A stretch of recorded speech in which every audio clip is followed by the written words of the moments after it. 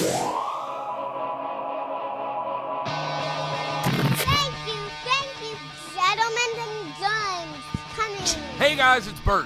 I'd like to ask for a small favor. If you plan on buying my book, Life of the Party, then please pre-order it at BertCast.com. The pre-order sales are literally the determining factor on how well the book does opening week, and how well it does opening week determines how well the book does overall. Writing this book is one of the proudest achievements of my entire life, and I want to share it with as many people as I can. You pre-ordering it makes that possible. So do me a solid, pull out your credit card and go to BertCast.com and pre-order Life of the Party. Thank you so much. You know I love you. Today's guest, stand-up comedian, motivational speaker, and Reality Bites back contestant, Kyle Cease. This is the Bertcast. Hello. All right, I'm recording. My note I got here. There's a mic right there. Grab that. So wait, tell me. What was the one you heard on the? Which I've not asked that right now. No. Story. No. So we're recording. I was. You can't tell a comedian. I heard your one thing and then start. No. It was you and your partner, the teammate you had on the podcast. The girl? No, the dude. Okay. It was an early one. It was like an early one. And it was talking about, it was like saying things to make them real. And you were talking about, like, it was, I can't explain. It was like you were saying, like, man, that flight was flawless today. And he was like, yeah, it was. And you're like, I can't believe how great dinner was. It was all stuff that hadn't happened, but it was putting it out there in the universe. Oh, as if. Oh, you mean here? exercise. Let me make sure you're getting levels. Talking to the mic. Testing kinda. 1, 2, 3. Was it the collegial exercise? Perfect. I think so. Yeah. So, in the Mancave. Hold on 1 second. Okay. Kyle Cease. Kyle Cease, I've known for a very long time. I would say since I knew you at the Laugh Factory, like I mean, 99, 2000, something like that. Yeah. I would say that. Yeah, that makes sense. I would know it was definitely before I had kids. So wow. Yeah. And now I got 2 kids. That's amazing. And then we did Reality Bites back together. That was so fun. That was an interesting group of people. Yeah. That was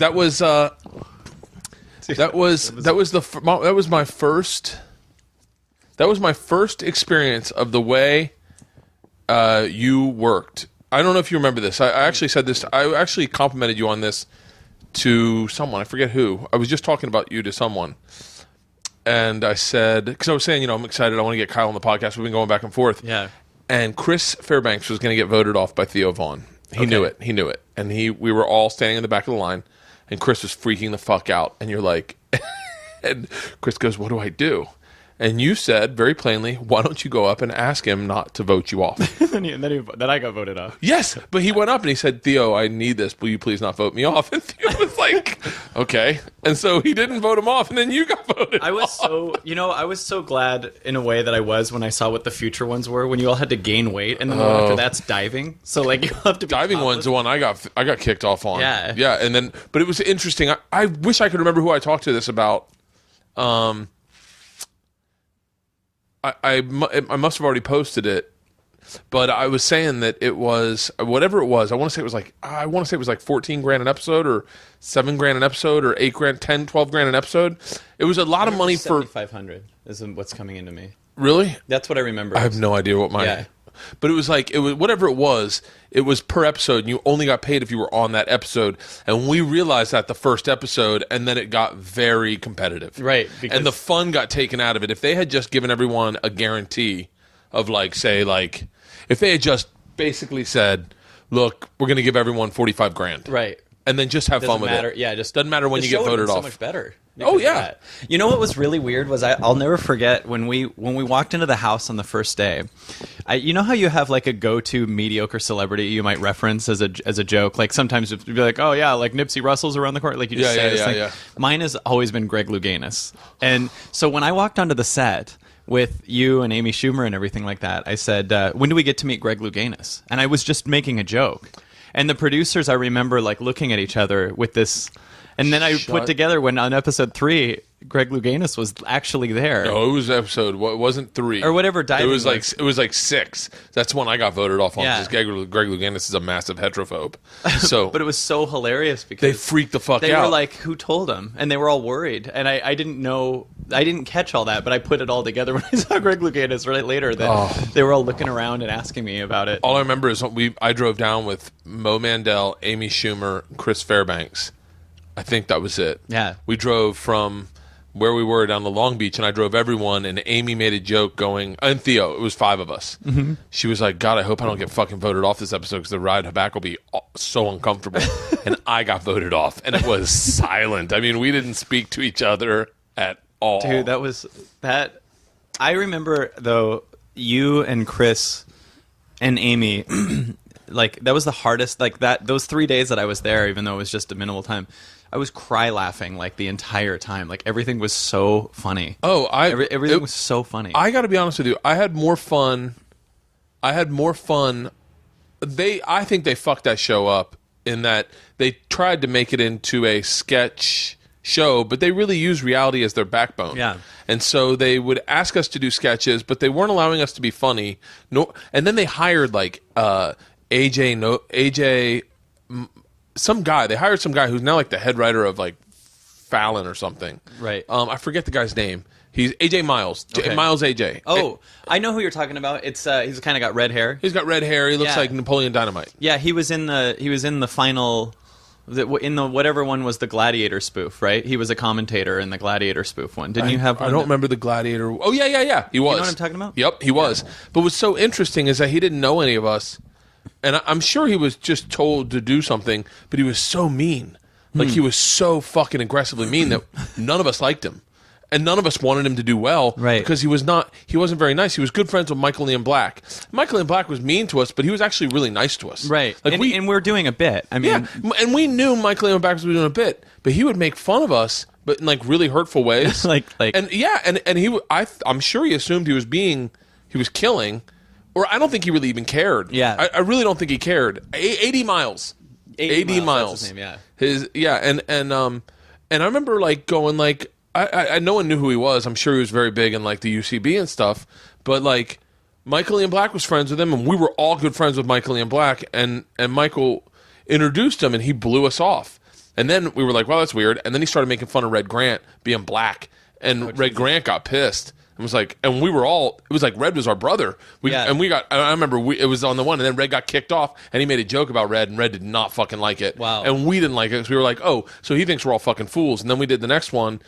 It's weird to have like us be these people that are Comedy Central people. Yeah, like they're going to give specials to and everything, and they want to make us. I got offered an hour special and a half-hour special directly after that. Yeah, it was the best intro I've ever had with Comedy Central. And since then, that guy, by the way, I'm not talking shit about 80 miles. This was our one experience with the guy. Yeah, I've never met him since, and I know I must be very funny. He's been working ever since. He's on some great Tim and Eric sketches. He's very funny. Do you like Tim and Eric? I've never really watched it.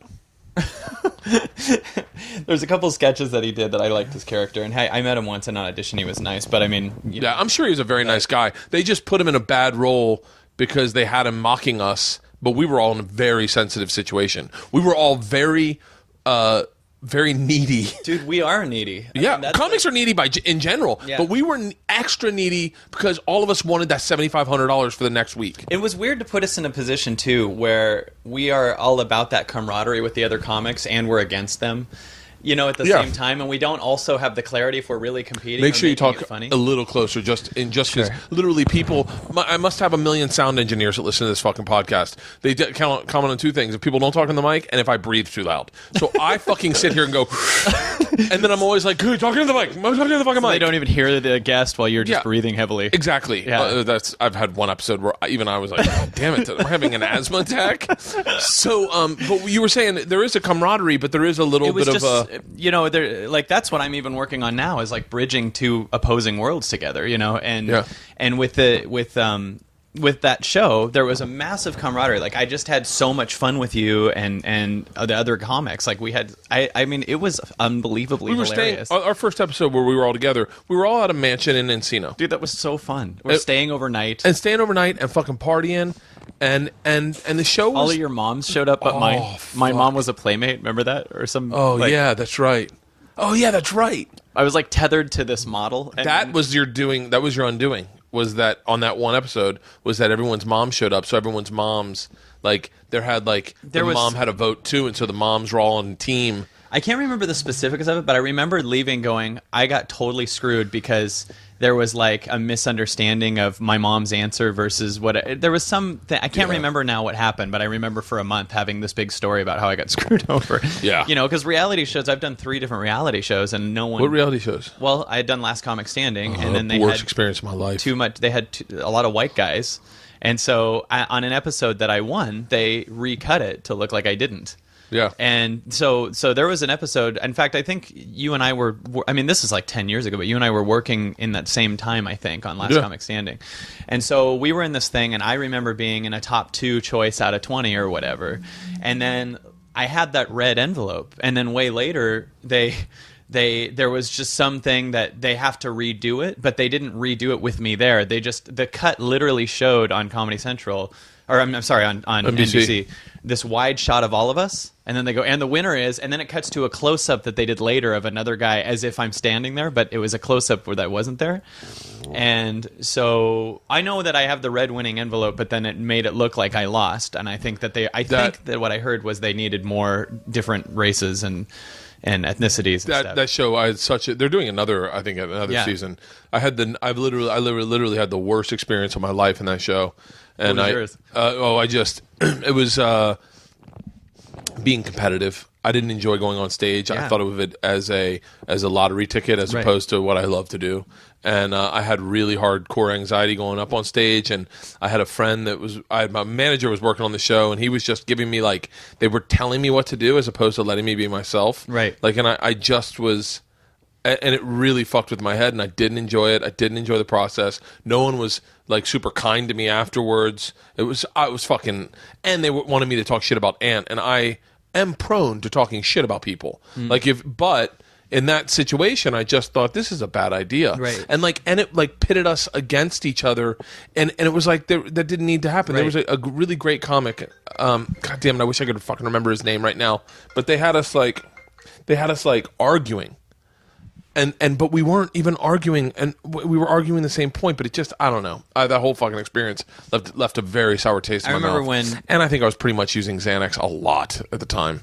After that year that I told you about, the next year was the Ant one that and Kathleen Madigan and Alonzo were the judges. Yeah, which is so. Wait, Ant won? No, the Ant. The Ant. Yeah. The Ant one. Yeah, dude. It's so weird because we're all friends with all these people, right? I just think about how we did Dublins with Alonzo all the time and everything, and then suddenly we're on this show where we're auditioning in front of them or there, and that's okay. But it was funny because I get a call from my people, and I didn't want to do it, and they said, my people were running that show at the time, and so was mine. Yeah. So we had the same people, and so they said, could you go in there and go out for this? And I said, I had a bad experience last year and I didn't want to. And they said, we know you're good. You're going to get it this year. And I can't tell you you're going to get it, but I can tell you we know who's going in and you have a good shot. Right. You're and they'd convince you, fly to Nashville. It's you and John Heffron will be the 2 guys out of Nashville. Right. Go to Nashville. And then you go to Nashville. Flying to Nashville on your dime. I flew to Nashville, me and John Heffron. Yeah. And we knew, we were well aware that we were kind of, we had call times. Yeah. We'd rolled in the back door. We didn't wait. We went up and did our audition set, and they passed us. And then we went back and took naps, came back and did the Late Show. And we had to do good on the Late Show because if we bombed, we just wouldn't move forward. I mean, right. But we were fairly accomplished. And yeah. But it was kind of shitty to the other comics. I remember Tim Northern was there. And Tim Northern was like, "Where are you from?" I said, "L.A." And he goes, "Why didn't you audition in L.A.?" I was like, "'Cause I was told to audition here." And he was like, "What?" I was like, I know. Long story. It is weird, man. And yeah, when I went in there, so I did it again, but I literally fought myself on if I even wanted to do it forever. And then I went in there and I do one of my bits, and Alonzo and Ant go, "Haha, Kyle, you're great. You're coming through." And then there's this thing called the paddle that they had invented where one judge one time in the day can pull up a paddle and outdo the other 2 votes. So Kathleen Madigan goes, "I don't like it." And Ant and Alonzo look at her like, no, he's great, and she goes, "No, I'm going to hold up the paddle." So then I a second time did Last Comic Standing, and then she said, I've heard the bit before, and I said, I don't know if this is it, Kathleen, but I worked with you last week. You might have heard me doing it like a couple weeks ago at the Comedy Store or something like that. Holy shit. And so then I call over to my managers. I'm like, but when I walked out, the camera crew is flying after me, and they're like, what do you have to say about Kathleen saying that? And all I kept saying was, my new Comedy Central CD is out. I wouldn't say anything else. My new Comedy Central CD is out. You can check out One Dimple in stores, and I'm just, if you want to hear the rest of that, but I didn't want to give them anything, and they stayed on me like, Kyle, we really need you to say, I'm just like, I'm not going to hand you that footage. Yeah. Yeah, that's the one thing you got to be really careful about. I'm dying to talk to Mike Burton. You know Mike Burton? Yeah, he's into Krav Maga, right? Yeah. Oh, I'm dying to talk to Mike Burton's got a really great Last Comic Standing story that I will save for him to tell because it's that fucking good. Wow. Yeah. So, but I think we were both on that same kind of trajectory of allowing your managers to kind of plug you into shit.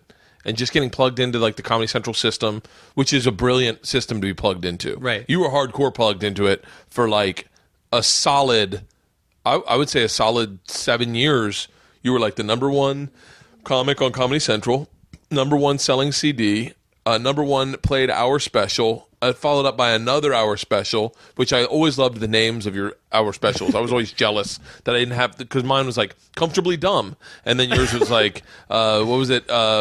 Bigger and Blacker, or Weirder, Blacker, Dimpler. Weirder, Blacker, yeah. Yeah, my first one was called One Dimple because I have one dimple, and then Chris Rock had Bigger and Blacker, whatever. So I Weirder, Blacker, Dimpler. What? But then you like, and this is, and I'm not. And by the way, what happened when I recorded that special versus what came out is so different. What do you mean? Well, I recorded that special in Seattle, right? In Seattle, and we did 2 huge packed shows at the Moore Theater, and this was back when I had a different manager then, the one you had, who we were talking about. Barry Katz. I love him. I'm not talking shit about Barry at all. Yeah. Barry and Brian were our managers. We worked kind of close with both of them. They had a bunch of assistants who are now managers at New Wave. Yeah. And they were all great, but we're not with them. Right. So that's all there. I mean, that's all that needs to be said is we're not there anymore. Right. But it was an interesting time in everyone's lives. We were young. Brian was hungry as fuck. Yeah. Barry was now getting into producing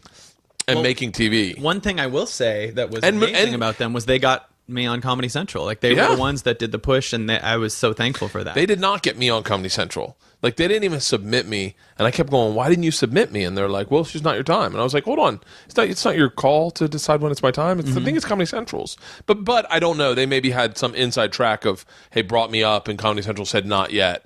I will say, though, that but you're right, of course. But one thing that is cool with you is how much foundation you got to build in yourself. Oh, yeah, I'm very happy I never got Last Comic Standing because I would have just exploded and then fell apart. I'm very happy I didn't do my hour or didn't do 30 minutes early because I would have fucking fizzled and fall apart. And I would have I say this to this is so what I know where you're going to go with this, and I'm so excited to hear. Do you know what I don't know if you know what I'm going to say, but I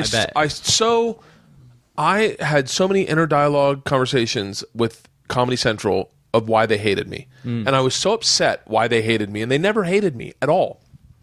If you're a young comic and you're listening to this and you're thinking, how come I haven't done this? How come I haven't done that? And you have these conversations, well, clearly someone has it out for me at Comedy Central. That is it. That has got to be it. And I say this to Zoe and Joanne and Anne and all the people that have been nothing but amazing people in my lives. Jim Sharp. I mean, there's so many great. They were so fucking helpful. It was just, and it really was, truthfully, I wasn't ready. And I didn't know that. Every comic thinks they're ready way before they are. And then when I was ready, they were, but well before, it was probably at the same time as Travel Channel, they started plugging me into everything. Yeah. I mean, I shot like pilot after pilot after pilot for them, and they gave me so many opportunities, and nothing really worked. And that is the beauty of this business is you get the opportunities, they don't work. That doesn't mean you're out of the list. You go somewhere else, you start working somewhere else, you can always come back. But I had so many conversations with them in my head thinking they must hate my guts. Then when I get to meet all the people at Comedy Central, they were Gary Mann, amazing supporters, and literally it was almost like they had just met me, and I thought they knew me for years. They didn't know me. I was not on their radar. And then when you are, they're like, oh, but I don't know if that's what you thought I was going to say. Well, I believe, in a way, and one thing that I believe, and this is going to sound weird for a second, but I believe very much that if you want something really bad, you're not in alignment with it. In other words, like you're saying that thing, this is going to sound a little metaphorical, but I kind of go here because I see it that way. You're saying that thing will complete me. And you're saying immediately to yourself that you're incomplete without that thing. Yeah. And so the reason you and I, in our 20s and stuff, got nervous whenever industry showed up was because we suddenly wanted that. And we needed it to complete us. Right. And so you're saying I'm incomplete. So the second you do that, you literally create a sense of lack. That's why if you go on a first date with someone, you are suddenly nervous and you can't talk and you think, oh, why couldn't she see me all those other times? Yeah. Is because in those times you were fine and you didn't need anything. And I believe our job is not to get all these things, because we've had a million experiences that when something happens, I'll be happy. And then we got it and then just went, what's next? How many times have you thought, when I get to date this person, or when I got that TV appearance or whatever? In fact, if you don't have that alignment with yourself and you get those things. I had a massive, that's an interesting point, but I did my hour special. I got done. I didn't drink for like a month leading up to it. I really got ready for it. I prepared. I went up. I murdered. I mean, I got a standing ovation. I got called back out on the stage. Did 2 more jokes that I had forgotten. I had just forgotten, and they were dirty. And I was like, they're add-ons. Fuck it. We'll tell them. I killed that hour special. Right. I drove home so empty.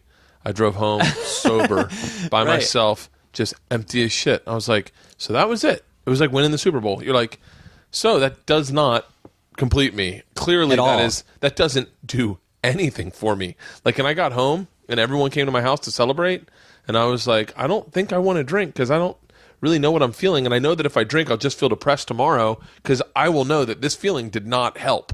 Right. And in fact, it's almost more like, how do I maintain this, and more stressful. I had I one time did an event called Gate. It was a combination of transformational speakers like Eckhart Tolle and people like Jim Carrey. Like, these guys were all together, and I was at this event. And Jim Carrey said to the audience, he goes, I wish you could have everything that I have, so you'd get that it doesn't mean anything. Because people live their entire life thinking, if only I had this, and then they don't quite get it. Yeah, but I think that's a slippery slope of a statement, because I think Jim Carrey is in such a place where he's like, I wish you guys could have the personal masseuse that woke you up and gave you a massage in the morning before you went to work out, with the personal trainer and the personal chef prepared breakfast, because you realize it's not that important. But I bet there's a person in the audience going, I just want to pay my car bill. If I paid my car bill, that would take a lot of stress off me. Like, sure, I agree with that. Like, it's sometimes you can't see the forest for the trees when you're someone like Jim Carrey, because you're like, I mean, his life has got to be pretty fucking nice. Right. Just the fact that his bills are paid. I have a hard time complaining about anything because I don't have to stress out about money every single month. Right. I don't have to. I know that with my dates booked and with the shows, like, that I can cover my nut at the end of every month. I got to work, but I can cover my nut. Some people, let's say, I'm not going to say a name, but like some younger comics are like, just put me on the fucking road so I can pay my bills. Right. I would say to them, this is the way Attell said to me, hey, listen, it just gets more stressful. It doesn't, right. It never fucking ends. Right. You want to get on stage? Well, I want to fucking sell out now. I want to do this, you know? But I know what you're saying. Right. I think for me, one thing that I experienced in my life is that I was kind of, I wrote about this a couple days ago, but one thing that I've been really reflecting on for myself is that I actually think even my very first memory was me being funny. Like, I was in a high chair and at a restaurant, and I remember my dad giving me a lemon in front of like a bunch of guys to watch me make a face, and I made a sour face, and they all laughed. And then I remember doing the face again, even though it wasn't sour anymore, but them all laughing. And like, that was like a bit, I'm in a high chair doing this. And I think that I have completely conditioned myself to get love for entertaining, to that, and that's the air. That's the only thing I have. And I literally started doing comedy when I was a little kid. I was on stage at 12. I was working at 15. Not to stop you from telling your story, but you do have a Jim Carrey trajectory, which is interesting that you brought him up, because you were a young talent that started working very young and doing stand-up very young. I think that it's not a coincidence that the comics that all started young, they have, like, Dave Chappelle, right? he like had this kind of spiritual moment where he just went to Africa because you know, and a lot of child stars, you know, they either do that or they die because there's some massive addiction to, as you're still forming yourself, getting all this abundance for just entertaining, and you don't get to have a center of understanding who you are. In fact, I up until about 4 years ago, my memories all are, you know, you walk into the room and you see who's in the audience and you think I can use comedy to get anything. Yeah. You know, I'm not mad at myself for that or judging it, but that's the best that I knew how. But anytime you're nervous before a set, you're saying, I hope these people like me. You know, anytime, all that stuff comes from, I hope I get love for this. I hope that I get something. And so I look at myself at you know, 12 and on, and I just use that to get women or agents or, you know, jobs. And I didn't also think I was anything if they didn't know about my movie credits or my TV or anything like that. Oh, that's such an unhealthy place to be in too, because I know that I've just recently, oh, this sounds so dirty to say, but I just recently stopped telling people what I do or who I am or what I have. Like when I'd meet someone on an airplane. I was just going to say on an airplane. Yeah. You almost need them to know it. You almost want to segue into it. Yeah, because I look like dirty in jeans and a hoodie in first class, and someone's like, so what do you do? And now I'm just like, now I just say I'm a comic. Because I guess I'm old enough to have earned a first class seat as a comedian. Before I used to have to, I'd be like, oh, I have a TV show. Right. And people are like, really? What's your TV? They've never seen it. They've never seen it. I look so fucking empty when I'm like, I have a TV show. And like, but yeah, I'm definitely. But it feels so cool to hear that from you because it like gives me, it wasn't just me, you know, because it's all of us. It's all of us, but like we, you know, like the younger version is when you see the dudes who get their first bit of swag from, say, like Comedy Central or The Tonight Show, and then you work with them on the road, and they bring that kind of shitty backpack that they got from The Daily Show or whatever, and they bring it on a plane, and you're like, really, like you're just bringing that because that is your credit on your lap so people know that you're not a loser. When I was like 22, 23, I had Man Show underwear from the Man Show that I wore on dates. And if, you know, we got in bed, they'd see my Comedy Central stuff. God. I mean, it wasn't my plan, but that just was a weapon. No, yeah, you know I mean? Oh, I got it. So and you'd remember when you'd see like... You'd be like, I mean, for me, I was like, now that you're saying this, like 21, 22, and you'd see Dane with a Comedy Central hat on, and you'd be like, I gotta get one. I'd see Attell with a Comedy Central hat on, and I'd be like, I'd see Attell with like a late show from David Letterman's shirt on or hat or something, or Louis would have something like that, and I'd just be like, motherfucker, just get me that opportunity to wear something like that. Then once you get it, and now mind you, Attell and Louis, I'm not shitting on them, but they were doing this in the early 90s. Right? Yeah. Well, we worked with him a lot. I loved Louis. I still do. I mean, he's not dead, but I love Louis. But I mean, they were doing this in the early 90s, so I'm not shitting on them doing it. But then once I did earn the Comedy Central hat, I just couldn't get myself to wear it. I was not that guy. I was like, okay, I'm clearly not the guy who wears the swag. Like now I have Travel Channel's hooked us up with some really fucking great bags because we travel, and they're great fucking bags, and I bring them on location, but now I find myself wearing them, taking them everywhere, and I'm like, fuck, like, it's kind of desperate. Yeah, the next stage is like never having it. Yeah. Right? The next stage is I don't do this at all. Oh, now I have so much fucking swag. All I have is swag. Yeah. Like I have... And I love drinking out of my Letterman fucking coffee mug. But this is almost rides the same symbolism. I had coffee with Greg Fitzsimmons' coffee mug this morning, and I see it and it cheers me up. I was like, it's a fun podcast. I got to call Greg. I want him on my podcast. That's awesome. Yeah. But the thing is that those things now and getting laughs don't define you like they did in your 20s, right? No, like, they don't. That's the difference between, because I'm actually starting to tour again. I'm starting to do this stuff again. Hold on. Let's stop and backtrack. Okay. So, let me tell you how I see it. So you do like 2 Comedy Central specials, hour specials. Your CD is like the #1 CD. It's through Comedy Central Records, which even to like the vast majority of comics is like, how do you get a deal with Comedy Central Records?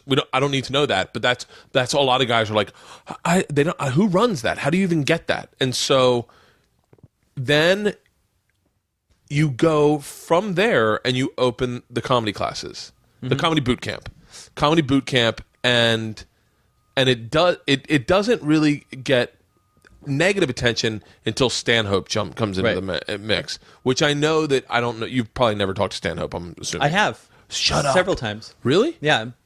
And you know, he still is behind his anti-comedy classes thing. Doug's not But much we of a had flip-flopper. Some very nice talks. I mean, He's we've a had very several sweet talks. guy. And I know people that listen to my podcast are fans of Stanhope. I've always been a fan of Stanhope's. I respect him immensely. I do too. And that was the most painful thing I've ever experienced in my life. The most challenging turning point of my entire life. I can tell you where I was when I saw your Comedy Bootcamp promo, and I can tell you where I was when I read Stanhope's letter. I can tell you where I was when I read it too. Where were you? Where were you when you read Stanhope's? Well, what you should know before this is this is some of the most. It's funny because this has opened up such a different life for me, but it also is still a place that I have massive internal stuff with. But it also opened up so many new doors inside of me. So before that happened, I should mention this. You know that I've done tons of colleges. I've done hundreds and hundreds of colleges. You and Daniel Tosh are the only two people that I know that have done. You, Daniel Tosh, and Dane Cook. Yeah, I've done over 800. Yeah. So I spent all of my 20s on the road. I had the two movies, 10 Things I Hate About You and Not Another Teen Movie. Bogey Lowenstein. Bogey Lowenstein. So I had... By the way, we got into an argument about you at the Super Bowl this weekend. If I was in that commercial? The slow clap commercial. No, there's another commercial. Oh, is that what it is? What was your argument? No, I know the commercial you're talking about the time machine. That did look like you. Yeah. My mom called me and thought it was me. Yeah. My mom said, why didn't you tell me you have a Doritos commercial? I knew it wasn't I was like, you. Mom, I'm better looking. Yeah, I knew it wasn't you. But there was a slow clap something, and my buddy Lorenzo and John Moore and I'm from Seattle, so there was a lot of me feeling this week. But we all got in an argument of whether or not you started the slow clap. But it doesn't matter. It doesn't matter. If that was a spoof of what I did. Yeah. So okay. So yeah, I don't know either. So let's go back. So you were saying before I cut you off. Why I'm a horrible interviewer. So at one point I did in 2004. And this story I've told on a couple of different things, so sorry if this is repetitive. It's not repetitive. I've listened. I listened to the podcast you did with Jimmy Dore, which was man.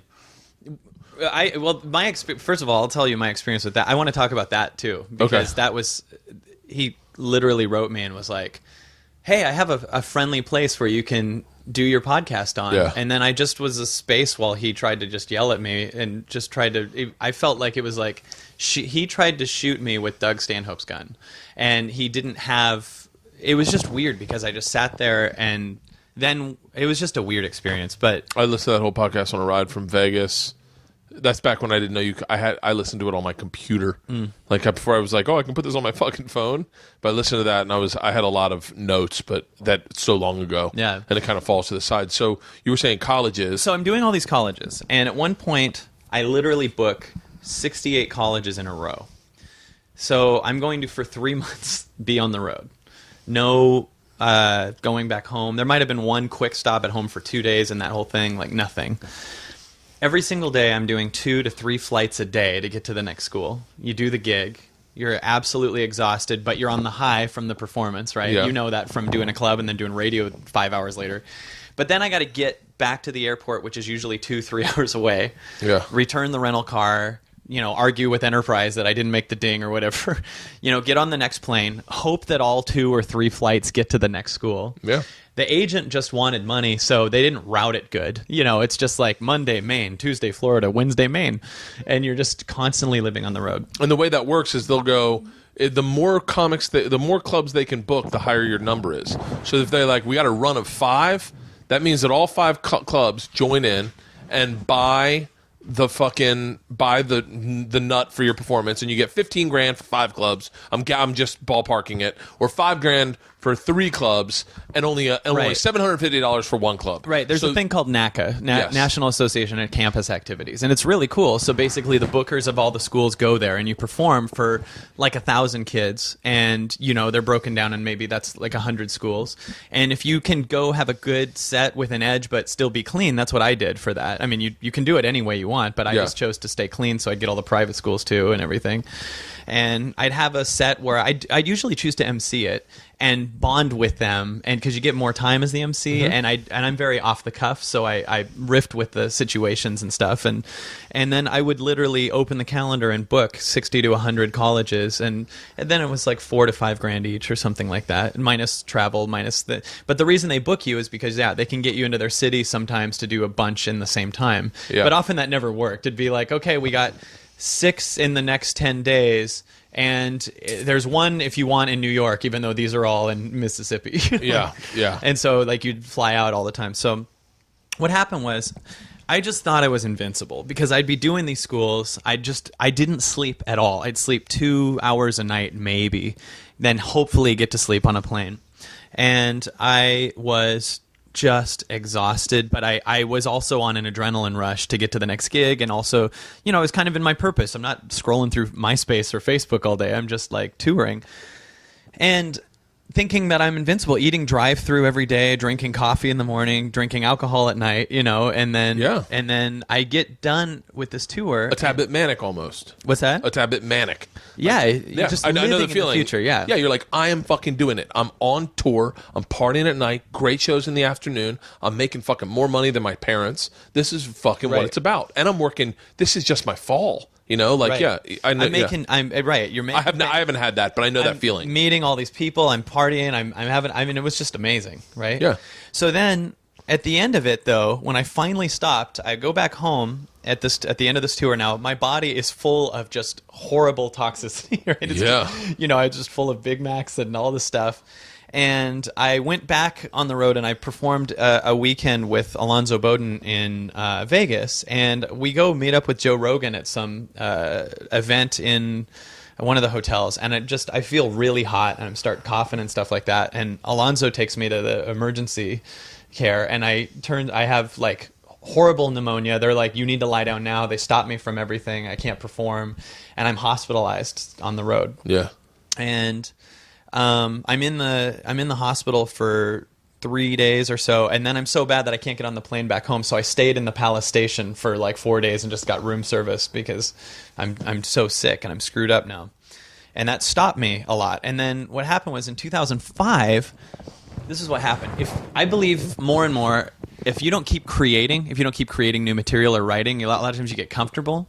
And if you do that, your mind starts to roam while you're in your middle of your act, and your mind will creatively sabotage you, right?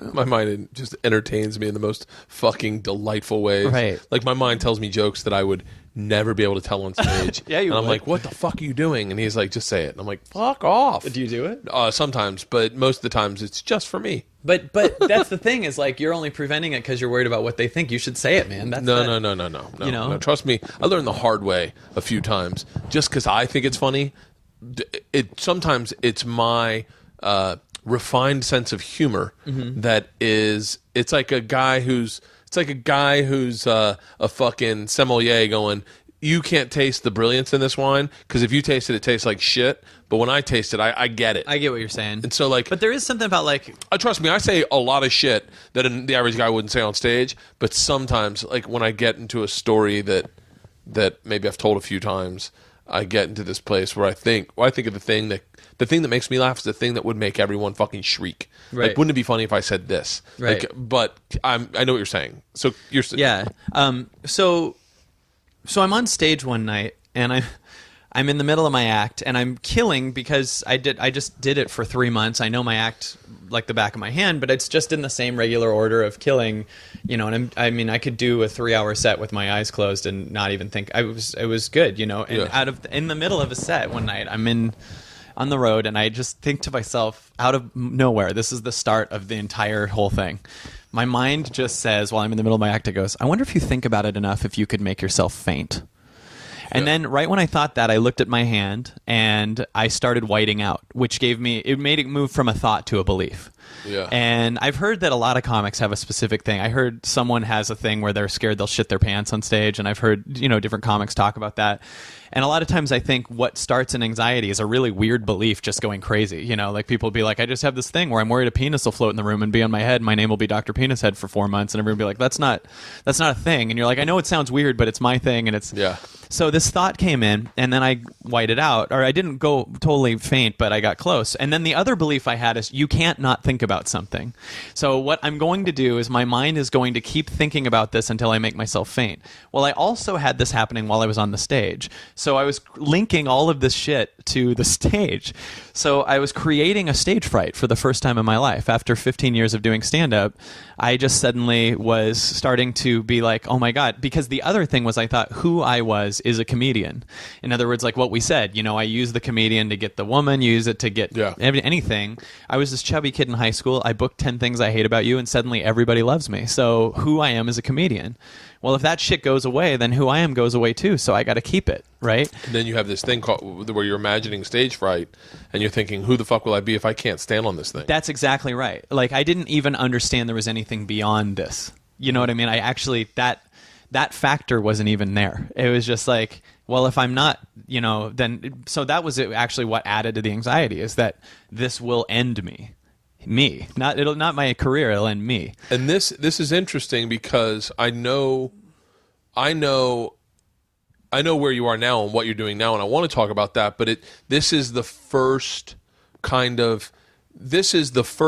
remember correctly, this is the first instance of you applying positive thought to a problem and solving that problem. Right. Because if I'm not mistaken, you then book your half hour. Well, first, at the height of this, so this goes into a massive fear-based thing. Yeah. Where I get off the stage, I'm starting to talk about it all the time. I'm worried I'm going to make myself faint on stage. The girl I'm dating at the time goes, babe, you're not going to faint. Now I'm getting love for worrying. Right? Yeah, yeah. And then while I was at the height of it, I booked Premium Blend. And was it Premium Blend? I thought it was your half hour. Well, that came after. But okay. So first is Premium Blend. And Brian Volkweiss says, I want you to kill on this. Don't screw this up. And my mind is going... Don't faint. Yeah, what if I faint on it? So my God, Kyle, do you have any idea what a fucking legend you have been if you had fainted I know. Your Premium Blend? It's funny, but hey, hi. And I just took a fucking header. I tried... Con flipper on me. Just well, it's funny because I tried to tell myself that all the time, but it was just escalating. Yeah. The anxiety got so bad that I would wake up in the morning horrified of everything. I would watch people walk by and how are they not fainting? I would stare at everyone on TV and picture them collapsing. And it got to the point where I couldn't walk anymore. I literally would have to have someone hold my hand where I would walk on specifically big wide open floors, because the worst fainting anxiety came several gigs after that. But one was when I did a high school gym, like I was doing an assembly, and I did a big gym floor. And it was the one time in my life I sat in the chair during my act, and I was so horrified, and it was the worst. It was the worst fear I've ever experienced in my life. Was that, except for what we're going to talk about in a minute.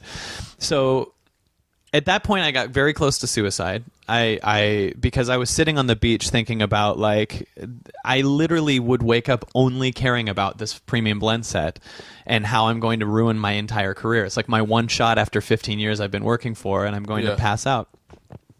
And it's going to ruin everything. And so my mind was like, the only thing that sounds good is a bullet in the fucking mouth. And it was crazy. And I didn't kill myself. You'd be proud to know. Oh, shut up. I just had that not done.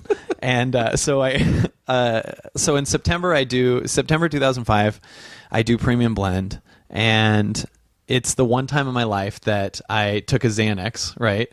And I did Premium Blend. I cannot perform on a Xanax. Well, it was I took a half a Xanax, and it was because when I flew into New York to do Premium Blend, I was holding on to the rail of the baggage claim. I can't believe it's finally here.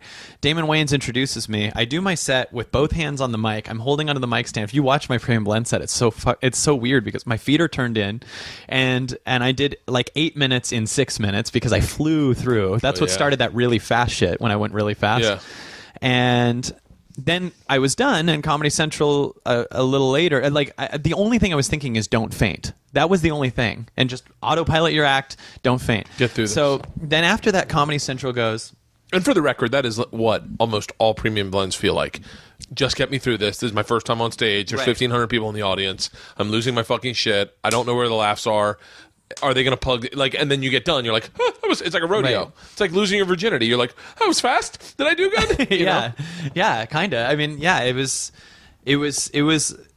horrifying, and it was really fun too. But because I was still on that stage. But I mean, the whole time, the only thing that I was worried about was what I was thinking about. And so a little later, they go, we're giving you your own half-hour special. And the girl I was dating at the time goes, oh, no. And I go, what? And she goes, well, now I'm going to hear you worry about fainting on that for the next 3 months. So the next day after the breakup, hey, thank you so much. I went to a Borders and I was Googling anxiety. A Borders? Like Borders people who books. abort? Yeah. No, I went to I went to a bunch of Borders. I went to a bunch of Borders. Just to get my mind off it. Like, it's like, my life's bad. Look at these people. You guys are swimming in babies. Yeah, this is crazy. So I typed in anxiety and all these books came up, and that brought me to the self-help section, and then I saw Tony Robbins. And I was like, okay, let's look at this. So I picked Tony Robbins, who we all assume has to be doing something right, but the vast majority of people never really get his tapes. Well, and I think that everybody is scared to grow because it would mean that what they believed before about themselves would be wrong. And a lot of times people are I just think it's funny. There was a study recently where they went up to people on the street and they said, "Do you want free money?" And nobody took it, because they thought there was a catch. Well, I have a TV show where I take people on adventures of a lifetime.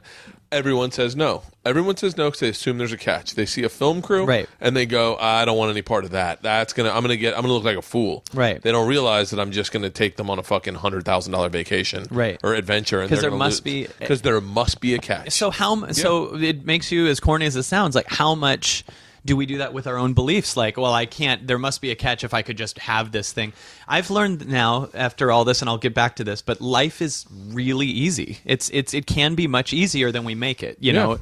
And the biggest thing we have to deal with is the doubts. And I'm all about authenticity and speaking truth just as much as any comic.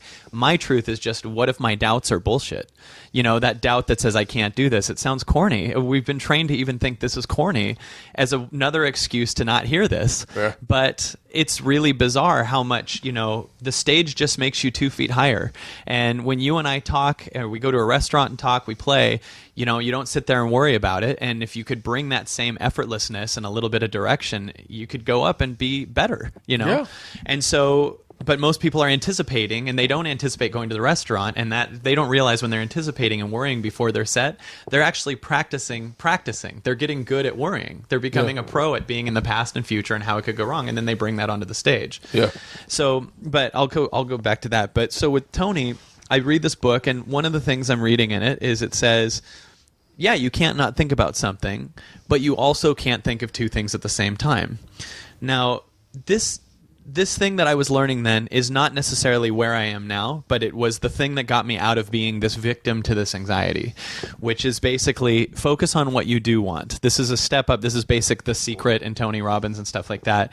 Focus on what you do want. And most people live their life. This is bizarre, but most people live their life focused on what they don't want. If you ask someone what they want, they'll say, I hate how fat I am. I hate my job. I hate this person I'm dating. And that's like typing to MapQuest, don't take me to Seattle. And MapQuest will be like, well, that's all I can think of, so we're going there. And people really do, in my opinion, do a lot of pain to themselves, because the reason I almost had that anxiety, and the reason you've had your anxieties, right, is you're thinking what you hope doesn't happen. I hope I don't do shitty on this. I hope I don't eat it. I hope they don't pass on me. Yeah. And so I was like, my mind at the time believed, I need to come up with my mind wanted something challenging, and I wasn't giving it any direction. So it was giving me the anxiety as its own challenge. So it just needs a direction. So I started going, how can I have the #1 Comedy Central special? So I gave myself, this is not at all where I am now, but at the time this was really cool. How can I have the #1 Comedy Central special? So the book kept going that focus is the most important thing, what you're focused on. And then the other thing is your physiology. Apparently they did a study where they took 100 depressed people diagnosed with depression. They said if you think of a depressed person, they're breathing shallow, they're looking down, they're talking quietly. So they wanted to know what would happen if they made these depressed people jump up and down, arch their shoulders, breathe deep, and look into a mirror and smile as hard as they could for a half an hour. Well, after a half an hour, they all felt really good, and after 30 days, they were all undiagnosed with depression. But if you tell a depressed person what I just said, they'll go, I'm not going to smile in front of a mirror, because there's a story attached to being depressed. There's a permission to stay with the same people. There's all kinds of stuff with that.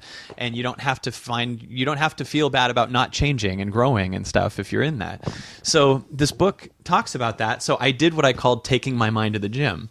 For 3 months, I literally would wake up every morning at 6 a.m., jumped up and down, and pictured for an hour that I had the #1 Comedy Central special. After 10 minutes of doing it, I'd look back at the anxiety and it wasn't as big. It didn't own me as much. I knew it existed, but it didn't have that same emotional meaning. So I was like, let's keep going. You know, if you can do this with your body, why couldn't you with your mind? So every day I started picturing that I had the #1 Comedy Central special, and my mind started remembering my favorite gigs. You know, when you have an anxiety, it goes, I hope it's not like that one gig. This was bringing up the killer standing ovation gigs that I did at the colleges and stuff. And it was like, what if it's like this? What if it's like this?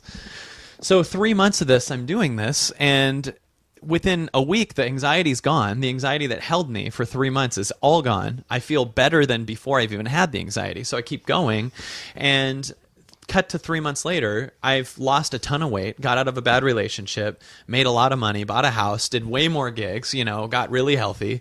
And it gets down to the day of Comedy Central. I fly to New York, and I'm backstage with Brian, and they're like, it's Comedy Central, and I'm with Brian, and I go, did I ever tell you about the time, there was like 20 seconds, you know, until we shoot. And I look at Brian, I go, did I ever tell you about the time that I performed at the Fairhaven Bar in Bellingham?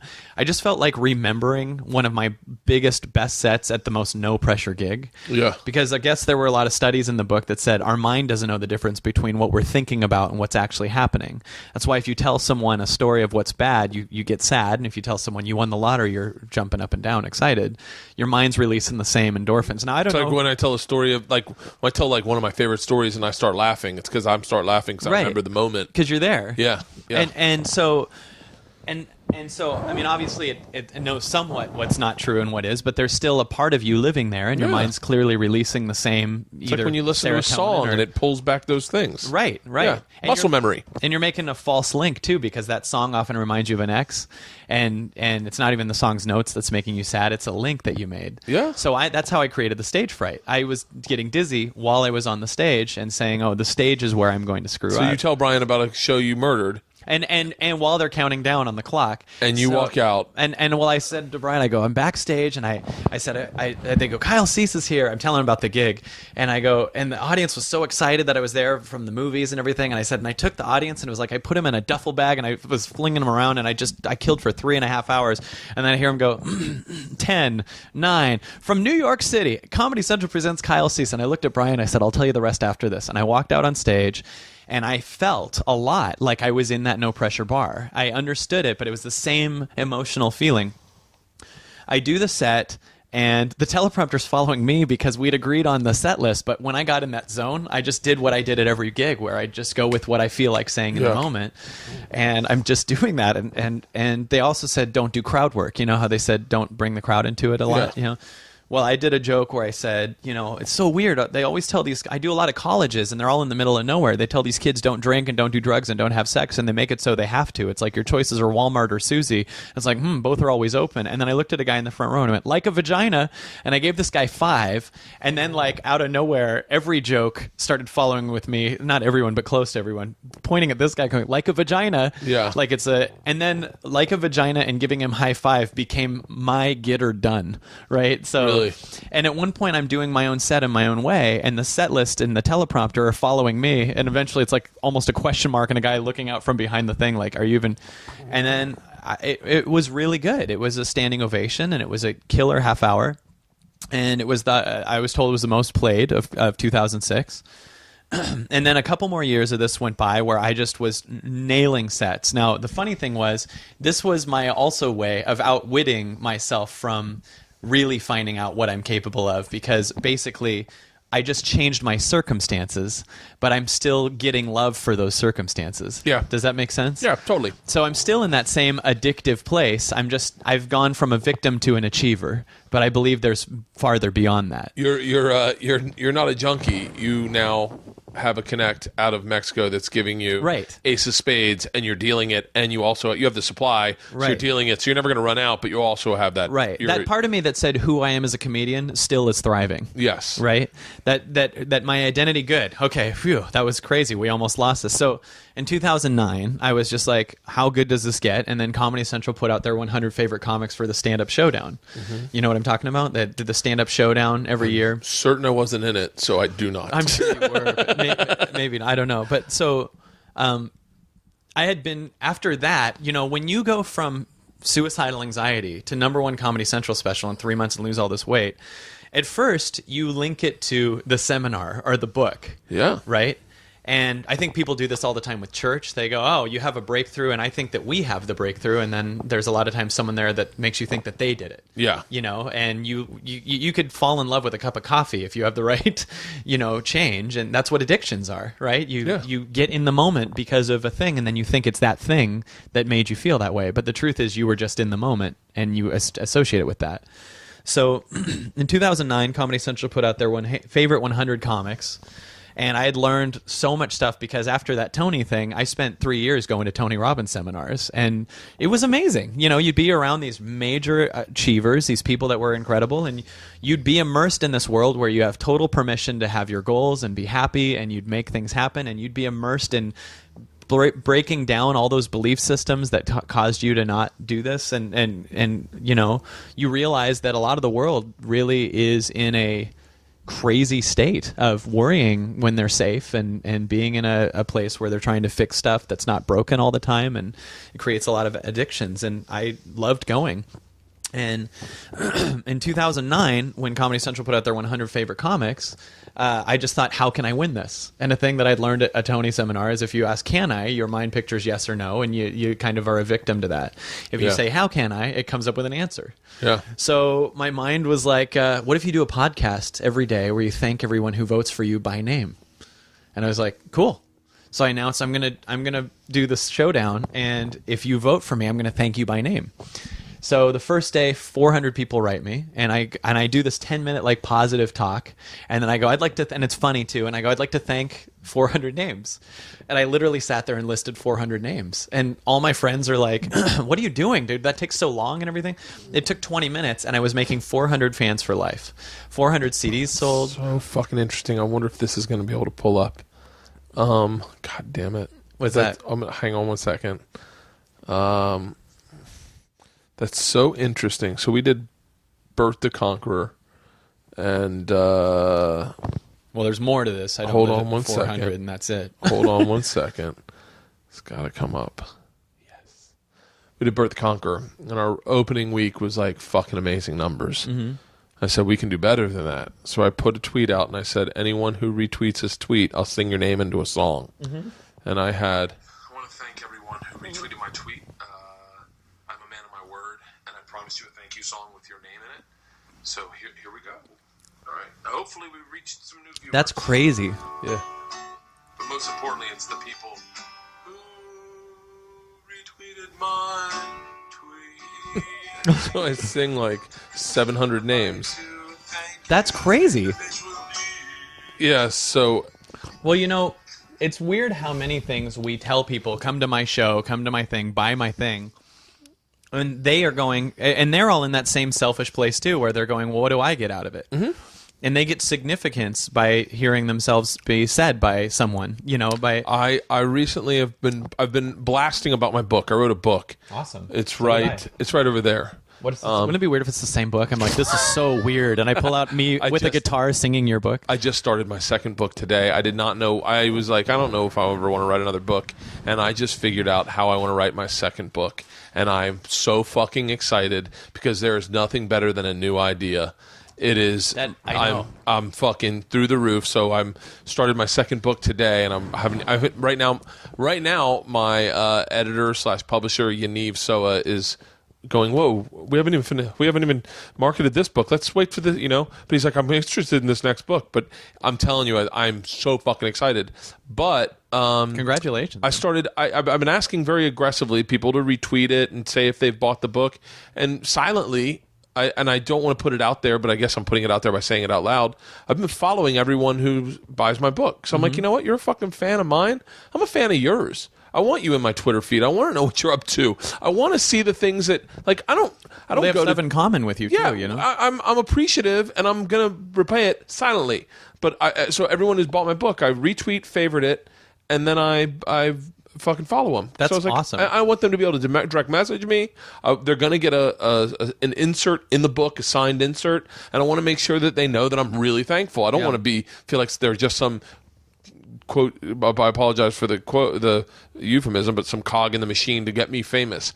Right. I'm appreciative, but so well, yeah, and the more you're in that too, the more you enjoy this process versus always trying to get somewhere else and stack these things, because this thing I was doing when I was thanking the 400 people was so fun. Yeah. I mean, it was so fun to actually hear who they were, and they'd write, a lot of them would write me a letter or whatever, and because when I thanked the 400 names, I also was like, I was singing their names too a lot and being funny with it.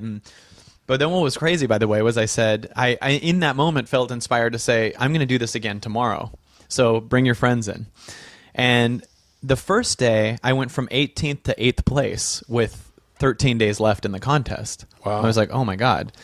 So the second day, they all brought their friends in, and I thanked 800 names or so, around that. And then I went to 7th place.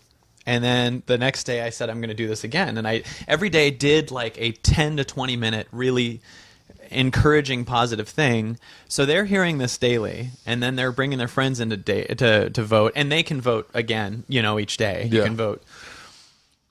So the next day I get 1,600 votes, and I'm in 6th place, and whatever it is, and then 3,200. It's literally doubling every day. At one point, I'm thanking people for like 2 hours. Yeah. Just listing names. Well, there's two ways to look at that. There's one to go, it doesn't matter theoretically how you end up in the thing because you're accruing fans. Right. And that's kind of the goal of what we're all out for. I mean, but I'm sure you realize this also. It would be nice to be the quote-unquote Patrice O'Neill who doesn't have to do any of that and just gets it because he's an amazing comic. Mm-hmm. Like that's ultimately my goal. Is to release a book and not have to ask my fans, well, that's hey, can you help me? But that's where I am right now. Is I need this book to get noticed by people who've never heard my name. And the only way I can do that is the people that know me and follow me and support me to help me do that. And so that by the people pre-ordering my book, that determines how many copies go into Barnes & Noble and Target and Best Buy. And it's almost like, hey, listen, I'm asking for a favor. Right. If you're going to buy it anyway, will you please pre-order it? Well, this is the highest I knew at that time. BertBert.com. That's awesome. No, they should go to BertBert.com. Bert. Three Berts. 2 would be ridiculous. That's awesome. Yeah, 2 would be. But that was the highest I knew at the time. Still, if comedy was who I was, right, then I need to win this to survive. This was my Karate Kid comeback. I think that there's a place beyond that Louis C.K.'s clearly accessed, that is where you go, how great do I get from letting go of so many things that I don't need? Like I've watched him, and I'll talk about that later too if we have time, but I've watched him let go of things that everyone thinks that they need, and it leaves him closer and closer to what he really is, and he's letting go of people's approval and Facebook and old material and divorcing and everything, and even HBO at one point, and and it's causing him to just really speak from his soul, and he's got no one to answer to. He's got no watchman. Yeah, and that was the switch that happened to me after Stanhope. So I got to get to that too. So yeah, let's get to Stanhope. So anyway, here's what I want to know. I won the stand-up showdown. Right. So you won it. Yeah, I won it. I got 238,000 votes. So then after that, this is how bootcamp came about. So I got 238,000 votes, and I was just feeling like, wow, this is really cool. And so many people were writing me like, congrats, and my price went up. Everything went even bigger because I just won that. And then people were like, how do you do this? And I had this really, truly exciting idea of, I love showing people this. I love talking about this with you. I love sharing this. I don't believe that this information I have is for me only, that that I've at that point had been a comic for probably 18 or 19 years. I'd started when I was 12. So, like I wanted to share it. And so I created this thing where at first it was me teaching it for 3 days. And then I brought in a few guests. And then Louis Anderson came and he loved it. And he was like, I want to partner with you. And I was like, let's do it. So we created this thing, Stand-Up Bootcamp. And Stand-Up Bootcamp was amazing. It really was amazing. And the people that had a problem with it weren't there. They reviewed a movie they hadn't seen. I never went to one. Yeah, I never went to one, but I've never personally had a problem with stand-up classes. I bought Judy Carter's book, but my problem with Judy Carter's book was that that's not what I do at all. No. I'm paralleling the two because people would assume you can't learn comedy out of a book, right, or you can't learn comedy out of a class. I've never taken the class. I do know that UCB is very popular, and that every person that's on Saturday Night Live learned how to be that funny. They all took classes. Every single one of them took a class, other than the stand-up comics they got hired. I love that argument because that was a big argument against me. Is no one big took a class, and I'm like, well, actually, that's not necessarily true at all. I took a class. Single person on Saturday Night Live had to take a class in order. That is how that works. I mean, I guess I don't know. I don't assume that the groundlings let you walk in and then go, well, you know what? Well, let's put you right to Saturday Night Live from us. Yeah, like let me get you in touch with Lauren Michaels. You're that talented. I'm pretty sure they're like. I think I even heard Bill Hicks took one. Took a comedy class? Bill Hicks took one. I'm not. But by the way, I'm also not equivalating the Saturday Night Live entertainers with stand-up comics. Right. Stand-up comedy is such a weird, personal art form that even when I read Judy Carter's book, I was like, this doesn't apply to me because I don't talk like this. And I would hope to God I'm not saying like writing her jokes, but that is not to say that a class that someone couldn't benefit out of a class, right? At least getting, the one hard thing for me was I was like, how do I get into this? Like that was the hardest thing about getting into stand-up. Was like, what do I do? Just go sit at a club and hope someone puts me on stage? Like, what do I do? Right. I just didn't know what to do. Well, and what I was doing was not any of that. It was never, I've read Judy Carter's book too, and it's great to get people started, and I'm not knocking it. It's just not my thing at all. Yeah. To say, you write a joke this way, set up, punch, punch, set up, For me, what I was about was helping people out of their nerves before they went on stage, because I now had just done that. I had gone out of an anxiety. Which is probably 85%, 90% of the people that are going into stand-up are nervous going on stage. There's a small percentage that get up and literally are in their skin and they're like, this is what I was fucking meant for. And I know after I had experienced that was all an illusion. Mm-hmm. I had experienced that it was their thoughts. It's the story that they're telling. That's my blueprint. That's my belief. And so I really got excited to teach this. Now, Stand-Up Bootcamp was something that had never been done before. That's why people had a problem with it, because if it hasn't been done, their mind goes, well, it must be like these ones. Yeah. And so tons of people just decided that I was doing like a Judy Carter thing, or they decided I was doing some like Scientology type thing or something like that, which I know literally nothing about Scientology. I've never been in anything like that, but I started getting those kind of attacks that... We live in a world where if you say anything positive, you must be a cult leader, or you must be a, we don't almost have permission, it feels like, to say something good without, like every time I even said something positive here, I had to disclaimer with, this sounds corny, because I know comics are listening to it. No. Yeah, and even I will say that, like, I'm definitely, I have no dog in this fight. So yeah. I'm sure everyone's like, well, what do you feel about... I honestly have no opinion. I never went to a stand-up boot camp. I know that Brett Ernst did. I know that Ralphie did. I know that a lot of guys that I like all went and spoke at them. And Kevin I love Nealon. Louis. Louis is one of my... Louis pulled me aside when I first started. He said, I could really help you out. There's some... When I was doing his Sunday nights, he was like, you're really close, and I could really give you a little insight. And I was like, I would love it. And he was like, you do not need to curse. Like, you're cursing, but you're not dirty. You're just cursing and it's making you dirty. You could pull that out and you could be so much stronger. And I was like, yes, I'm going to do it. And then I fucking shit the bed. But what's funny is your act adjusted to that swearing, probably. In other words, you were probably nice and likable and saying fuck, but now you still have an edge, and you still that you've incorporated. Yeah. There's a lot of it. It's a lot to be said. There's a lot to be said for figuring it out on your own. Yeah, it could, because you can't. I can tell every comic that I work with what they need to do in order to get in the right place. Well, it's funny you say that, because one of the biggest arguments against us was these people need to go up all the time on their own too. And what our biggest platform was to help them get going. Yeah. We were like if a gym had, if like a Bally's gym or something like that had a program to make sure that you sign up but you also keep going, that was what we were doing too, is like none of this stuff matters unless you're going up constantly. Yeah. And we were just kind of showing them, look, you'll increase your odds better by going up a lot, not just doing one set a month and then complaining about it. Like, we brought in massive proof of that, and the idea that if you Louis Anderson and I at the time were making absolute tons of money only not doing stand-up boot camp. We were making money when we did the road. We made no money in stand-up boot camp at all. We made none, because we would do full 3, 4, 5 day events, and we would actually charge $199. The thing that was $3,000 was like this giant. It was he what's the word I'm looking for?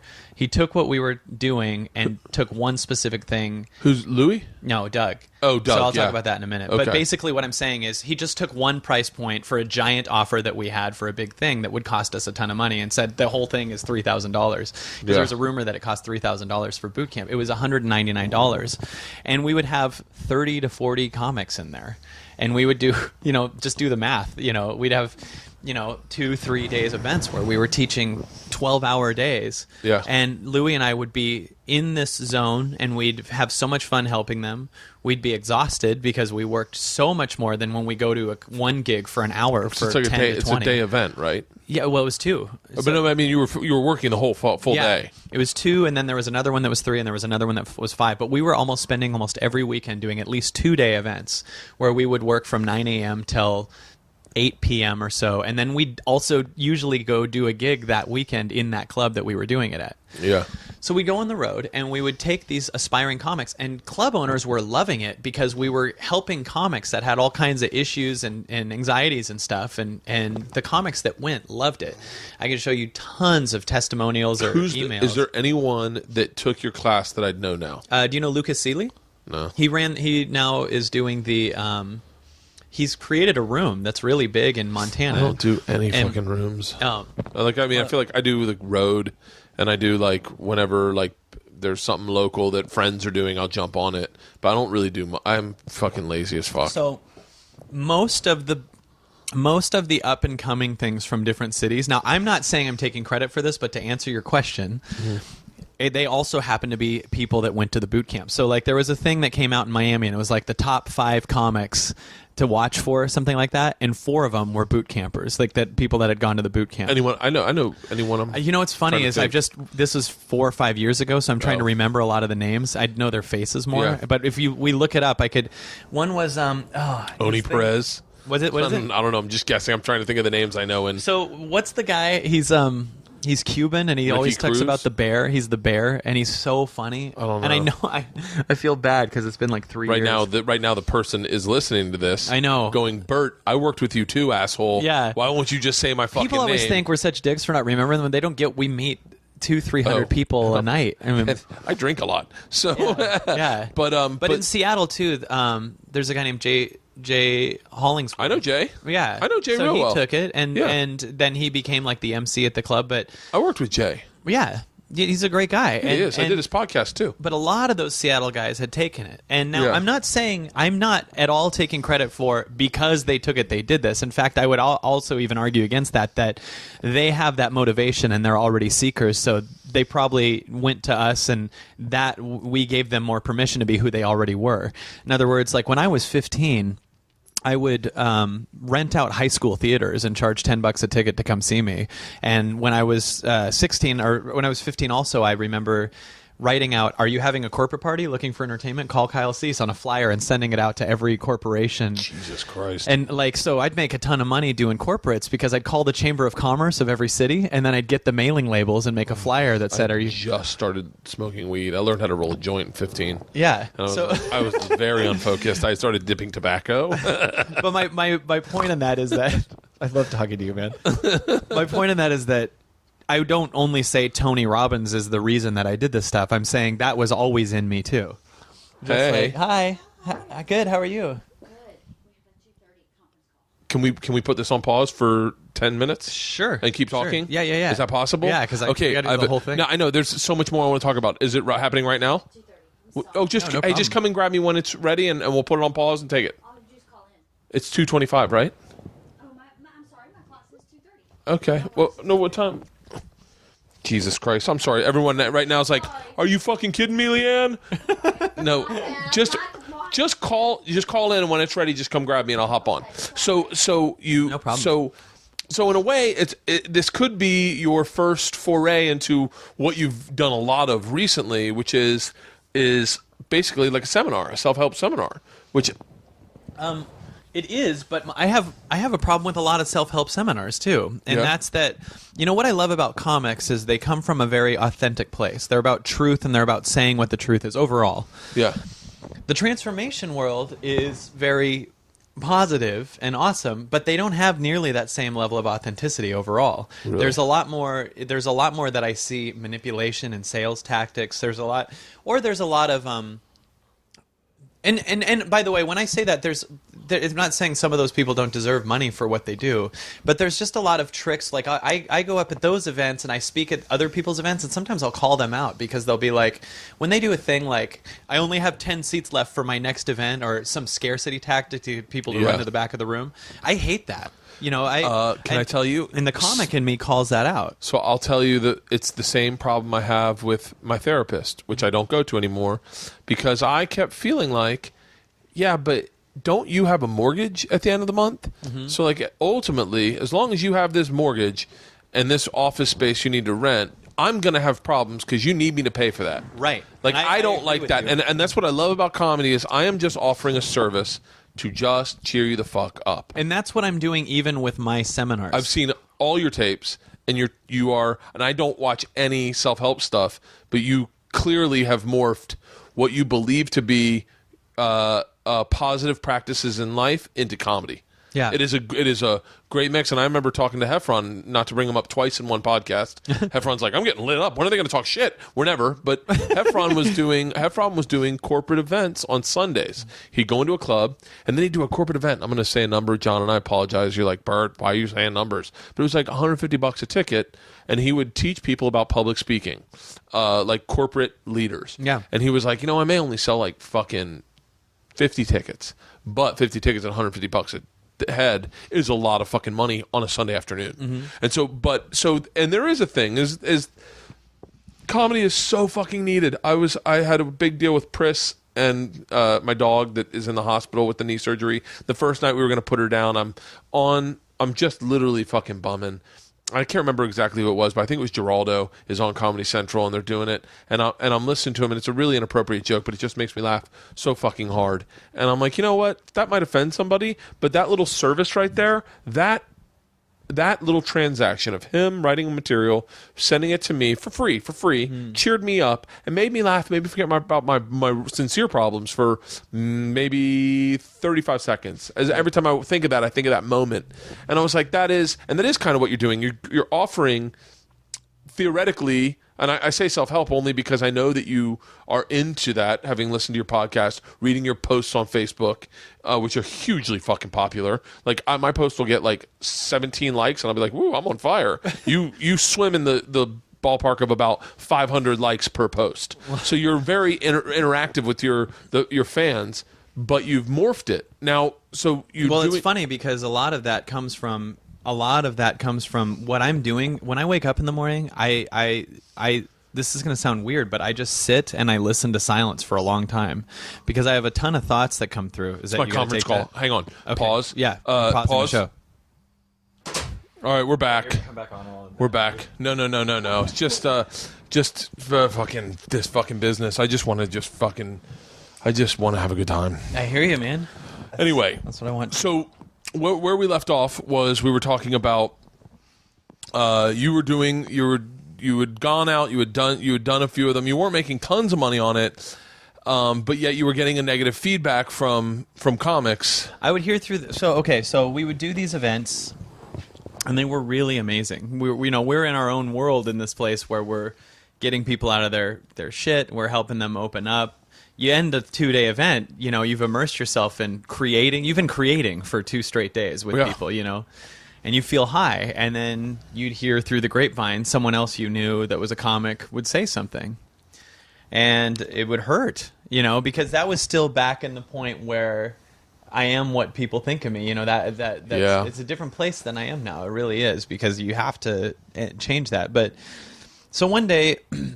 So I'm wondering if we skipped anything major on the way there, because I'm now going to get to it. But where we dropped off before you paused it, was there anything we? No, I don't. I feel like I know. So the event was mad. It was really cool. And by the way, my mind started coming up with like 50 other people that have gone to boot camp that did. I couldn't remember all their names, but like Jubal Flag in Seattle has this like a #1 radio show, and all kinds of people like in different cities. Because we were in every city too. We were doing them in Minnesota and Chicago and Denver. I mean, we were touring doing this. We weren't making money, and we were loving it. And it was just all going into the website, the travel, everything.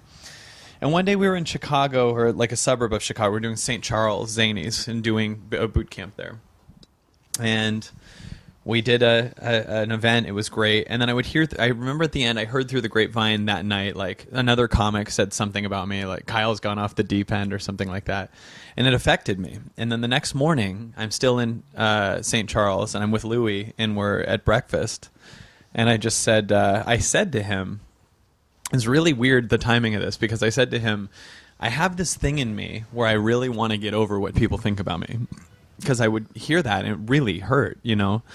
And he was, we talked about it. He's like, maybe it's from your father. Like, we didn't know what it was, and he has a funny voice. And I sat there, and I remember at one point even tearing up. Like, I just, and one thing, the way my brother phrased it that was so brilliant, he said, with boot camp, he said, you took a Lexus dealership and put it in the ghetto. Because we're taking all these possible things that you can do and all these great things, and we're bringing them to the most cynical, angry people on the planet. Yeah. Aspiring comics who are not only cynical, but they're very vocal about it. And they're, life is not that easy. And it was right around the time when Twitter really kind of started taking off, and Facebook, and people had blogs, and also was a point where it's just about calling out shit. I mean, we watched comics that we knew that became really huge just get taken down by alternative comics left and right. Dane. There was a lot of that. And so what I'm doing is something that people hadn't seen, and then I'm with Louie, and I say all that, and then I go, okay, it's time to fly home. So I go back to the hotel room, and I check my email, and there's an email that says, hey, you con man. It said, I read what Stanhope wrote about you. And I clicked the link, and I'm just like, what is this? Like, that was already enough that I remember just horrified to even look at the link. And I'm in the hotel room, and I read this thing, and I'm paralyzed. It's this blog about me where he has brilliantly spelled out, inaccurately, but brilliantly still, that I'm, you can't teach people comedy. I must be preying on their dreams. This must have some Scientology element to it. I must be sleeping with Louie, all these things. And I never was trying to teach comedy. I was helping people get closer to who they really were, to come up from this authentic place. But this blog literally paralyzed me, because Stanhope was a comic who I really gave a shit what he'd be one of those guys where I give a shit what he thinks. I respect him. But what was even worse is on the bottom you can see it getting reposted, and it was just flying, right? So I just see comics are reposting it left and right. And it was just this, it was also not too long after Rogan called out Mencia. So I think it had that same feeling, where it was like, that's how it felt for me, at least. I was inside that, But the thing with me was, what he was talking about, what Stanhope was talking about, was a debatable point coming from a position of someone who hadn't seen what we were doing. It was much more assumptions versus calling out someone for stealing material. You know what I mean? And it was his perspective, and I absolutely respect his perspective, but what we were doing was very pure and very awesome, and I was very proud of what we were doing. And so I had enough training in me to know, don't get addicted to anything. Don't go get drunk, don't go hook up with someone, just stay in the hotel. So I called the car that was down at the going to take me to the airport, and I said, go without me. And I sat in that hotel for 6 days. Shit. But I sat there not like in being a hermit. I sat there because I knew that I was going to learn something new. I knew that it was hell. But the highest I knew at that point was how to achieve my way out of it. So my mind at first was going through, we'll have another number one thing. I'll show them. I'll do this. And I'll kick their ass with this, and I'll have this thing, and I'll show them. And like my mind's focus at first was, how can I get Stanhope to say, like, never mind. You know what I mean? So like interesting that it's such a way out of most comics' minds is, well, let me just succeed. And then I'll show 'em. Everyone, let me get a sitcom, and then no one can say anything about me. Right, which everyone will say way more if you know what I mean. But so I knew that I was going to learn a new thing. So I sat with the pain. It wasn't like I was hiding or running from it. It was that I wanted to just sit with it and just allow this. Mm-hmm. And the Tony Robbins part of my life made me become this achiever that would achieve out of it. But this time I was just like, just stay there. So I stayed in the hotel room for 6 days and just sat with it. Like I sat a lot on the bed with my eyes closed, just feeling this crazy pain, like just crazy emotions. Because it's one of the biggest fears in life is not only public speaking, but rejection by your peers. Totally. And not only that, but I had just said to Louis, I want to get over what people think of me. Oh, fuck. So this is right on the tip of your tongue. Well, it's like I just said I want to get over what people think of me, and now I have to face it completely. Like it felt, I'm not trying to say the universe or anything here, but like... No, I believe in the universe. I believe how that works. I don't, but sometimes an arguable point is, did a magical thing happen or was it coincidence? I don't ever care. I just know that there's a place that we connect to where we can create better when we're not worrying about what people think about us, and we can get into this zone of playing. And when I said I want to get over that and literally cried at the breakfast table, I then literally had to face it. And at first, for 4 days, my mind in the hotel room was coming up with all these ways to achieve my way out of it. Like, it was just strategizing, and it was just a nightmare in my brain. It was just like this workers going way too long trying to figure this out. How to achieve my way out of it. That's a really interesting statement. Because you know what I mean? Like, I'll get another number one, and that's what you think. When you have a bad set, you're like, okay, the next one will be way better. How do I achieve my way out of it? That's a really interesting statement. And so on day 4, I had, for me, an experience that has changed everything in my life ever since then. I'm in my room, and my mind is coming up with, okay, I'll do this, and I'll do this, and I'll do this. And it's coming up with all these really interesting strategies. And then another me showed up. Like, I split into 2, and another me goes, or fuck it. I don't care what they think. And then a third me showed up that realized I'm looking at the 2 me's. In other words, like, there's the thought world, which is my mind strategizing how to make a number one special and how to be best and everything. And then there's another me that's like, screw it. And then I realized, like, I was suddenly separate from my thoughts. And I suddenly became the observer of my thoughts. Usually I'm in the thoughts, how do I do this? How do I do this? But I suddenly stepped back and suddenly realized I was observing the thinker. So it was like my thoughts were this thunderstorm, and I became the sky and not the thoughts. And when I did that, my entire life story, everything literally collapsed in front of me. And I suddenly actually was only this moment. I only was a guy. I only was sitting in a room. That was all I knew to be true. And every single other thing was an illusion. Are you sure you weren't doing peyote? I swear to God. This seems like such a fucking, like, I feel empty. Like, and then you're talking to your friends and the fucking feathers are blowing in the wind and you're just like... I can imagine there's a lot of hallucination drugs that cause people to get to this place, but I got it without that. And what happened, in fact, I smoked weed once recently, and it felt literally no different except for I just forgot a bunch of shit. In other words, the opening space that weed gives people, like, I am in that all the time now. In other words, and of course it lingers into the old world every once in a while, but what literally happened for me was most people think that their thoughts are this thunderstorm that they're in, and I switch from being the thunderstorm to the sky. And when you are in that achiever world, you're going, how do I turn my thunderstorm to the sun and be number one? But like I suddenly became the space that these thoughts were in.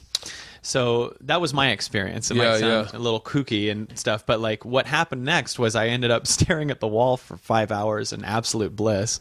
And then I stayed in the hotel for 2 more days and almost forgot. I was in heaven. I'd never felt so good in my life. I forgot to eat pretty much. I just was like, there's nothing to do. There's nowhere to go.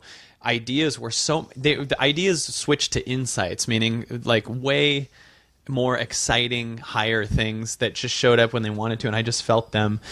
And then this was really weird. I flew back home, and I had a friend over from out of town, and we wanted to watch a movie. So I tried to put my DVD player, put DVD in the DVD player, and didn't play it. Then I tried to play another one. It didn't play it. I tried 6 movies, and it didn't play. And then eventually the movie Adaptation played. And there's a scene where Nicolas Cage said to his brother, he goes, in high school, there's a girl that you really liked, and she didn't care about you, and you didn't care. She started talking shit about you, and you didn't care. Why is that? And the brother said, because whatever she says about me, she can't take away from me how much I love her. And then he said, you are what you love, not what loves you. And for some reason, where I was in that my situation made that sentence not just hit me like a Facebook meme being reposted. I sat there and I got it. When I was a kid and you were a kid, all we did was played. We just played. We just pretended we were a comedian or a singer or whatever. We didn't care how many views we got or how many books we sold or how much money we made. Yeah. We just did this. And then I really believe society, as time goes on, turns us into a consumer. You know, the news scares the crap out of you and then sells you Prozac. It's like a beautiful plan to get us to suddenly think that we're incomplete. The only way I believe that you can get people to buy stuff that they don't need is to get them to feel incomplete and say, this will make you something, like Guess jeans or a beer or whatever. You know what I mean? And so I realized if you go back to you are what you love, that's your childhood state, not what loves you. If you're nervous, you're being what will they think of me, because you're under the illusion that that'll complete you. So anytime I'm trying to strategize my set or make something really good before an audition, or I'm trying to get a job because I think that thing will complete me, and that trying to get it is actually what's going to hinder me from getting the job more than if I just was that child going back into the room the way Jim Carrey probably walked into his Ace Ventura audition.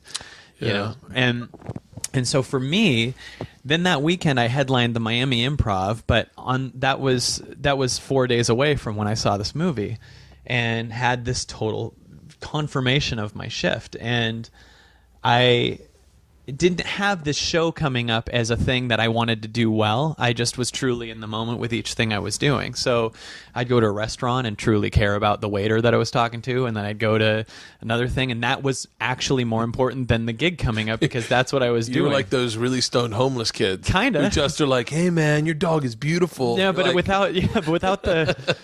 Yeah, but boy, it's well. What's weird is that you start finding that every single thing's an opportunity, because, like, let's say tonight that I had a set in front of Obama and it was this big thing, and I'm in my head about, then I wouldn't be able to do good here.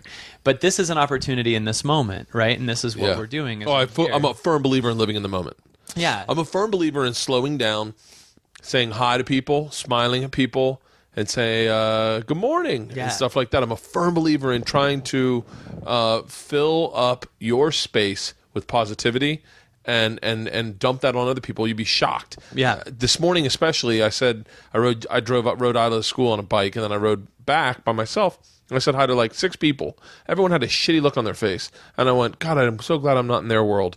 Like this one woman, I was like, your bun is pulled so tight that you just look like a bitch. Like, and then I said hi to her, and I was like, well, is the bun so tight because she's a bitch, or is she a bitch so she put her bun so tight? Like, I said hi to her. You go through her blueprint of her childhood. I was like, God damn, I mean? She's just in an unhappy marriage. She didn't have the coffee they wanted at Starbucks. Like, I was like, wow. I was like, I just said, hey, good morning. How you doing today? And she went, mm-hmm. And I went, oh, fuck you. Like, but I'm a firm believer. I don't live in the moment totally, because I get wrapped up in thought. and I get obsessive. Well, it's compulsive. it's hard a lot of times for people like us because we're handed a lot of abundance. We're handed a lot of love every night we do a show. Yeah. We're handed a lot of people giving us attention. We're handed a lot of money, and so these things cause us to go, well, that's really exciting again. And now in this situation, you are the thing that oddly enough is what we kind of helps identify us with us is the love we get. Now you're getting disingenuousness and people talking about you behind your back via Stanhope, via the Stanhope dialogue, and Doug.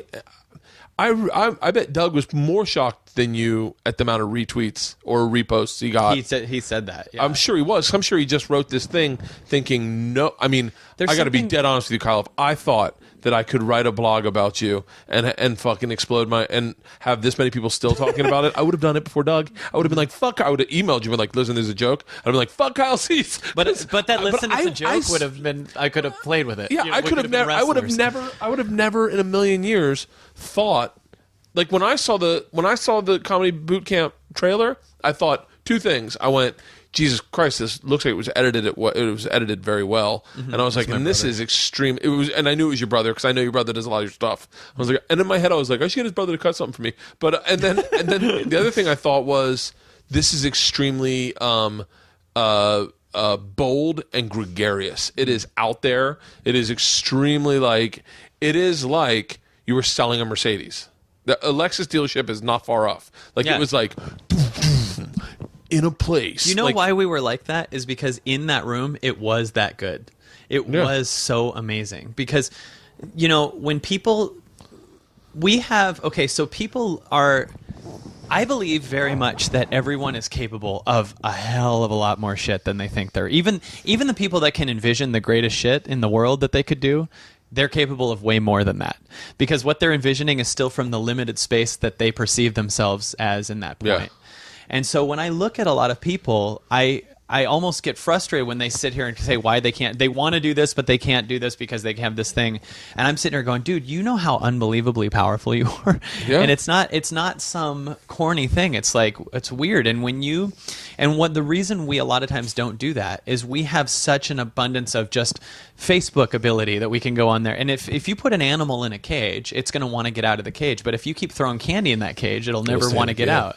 And we have that with just shit that doesn't matter. CNN trials and what Justin Bieber did, and you got kicked off a private jet for smoking weed. I just fucking Googled that this morning. Yeah, I'm obsessed with Justin Bieber. But with this unlimited ability, we have this addiction to getting mentally involved in all these things that we don't have to, that have nothing to do with us. And literally, as you start to clear that out, you suddenly have insights, ideas of things that are either worth a lot of money or could help a lot of people or really would be you at your highest level. And I just kind of am holding that space for people by living that with myself as much as I can. Was it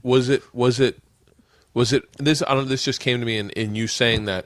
Was it somewhat frustrating to think that, and you had to be aware of this, that Doug wrote a half-buzzed blog, carefree, probably didn't spell check it, yeah, and literally affected my life and affected your life in huge ways, and he probably didn't realize it had gotten that much traction until like a week later or like a couple days later. Is it? I think that, yeah, it's funny because when you see just the words and you don't see him saying it, because I saw him do an interview about it like a few days later, and I think I saw him do an interview and he was like, I was just fucking around. Like in typical Doug fashion, he's kind of like a mischievant. Yeah, there was a way that he was just standing and kind of wobbly, and just like, it didn't feel the same. But when it's typed in all black, like in that black framed picture, and you're just reading this alone in a hotel room, and it's a comic that is like, if I would say, like, if Carlin was Led Zeppelin, Stanhope is Slayer, like, that's like, where he's just got this like. Wait, is Slayer the Christian band?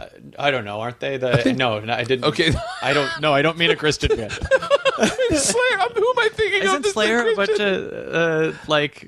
Wait, did you just use a reference of a band you don't even know? I don't know. They're like Huey Lewis in the News, right? I thought Slayer's a bad like a fucking trench coat. I was about to say it would be even funnier if you were like he's like Gigi Allen, but you probably don't know who that is either. Yeah. So, but it is interesting because I listened to Stanhope, and I don't even know if he'd ever remember this, but I listened to Stanhope one time at the Hollywood Improv tear apart, not necessarily me, but me. Like I was in the back of the room. I just booked some gig called the X Show, and Stanhope had tested for it, and he had not gotten it. I had gotten it, and I was a young comic who had not. I didn't even have 7 minutes to put together. Really, I could do 7 minutes when you did the X Show. Yeah, and I booked it because I was hot. I'd gotten like 2 development deals back to back. I had CBS, then I got or Fox, then CBS, then Will Smith, and now I got this show. And I'm not even doing sets of the Hollywood Improv. And I walked in, and it was in the side room, or I think it was in the side room, the old side room of the Hollywood Improv. And Doug had a glass of wine on stage, and he was rambling beautifully. I mean, like really extreme stream of consciousness, no material, but just hilariously going from subject to subject, right. Talking. And I was so impressed. And then I realized he's talking about me, and I was in the back, and he said. And he made a comment.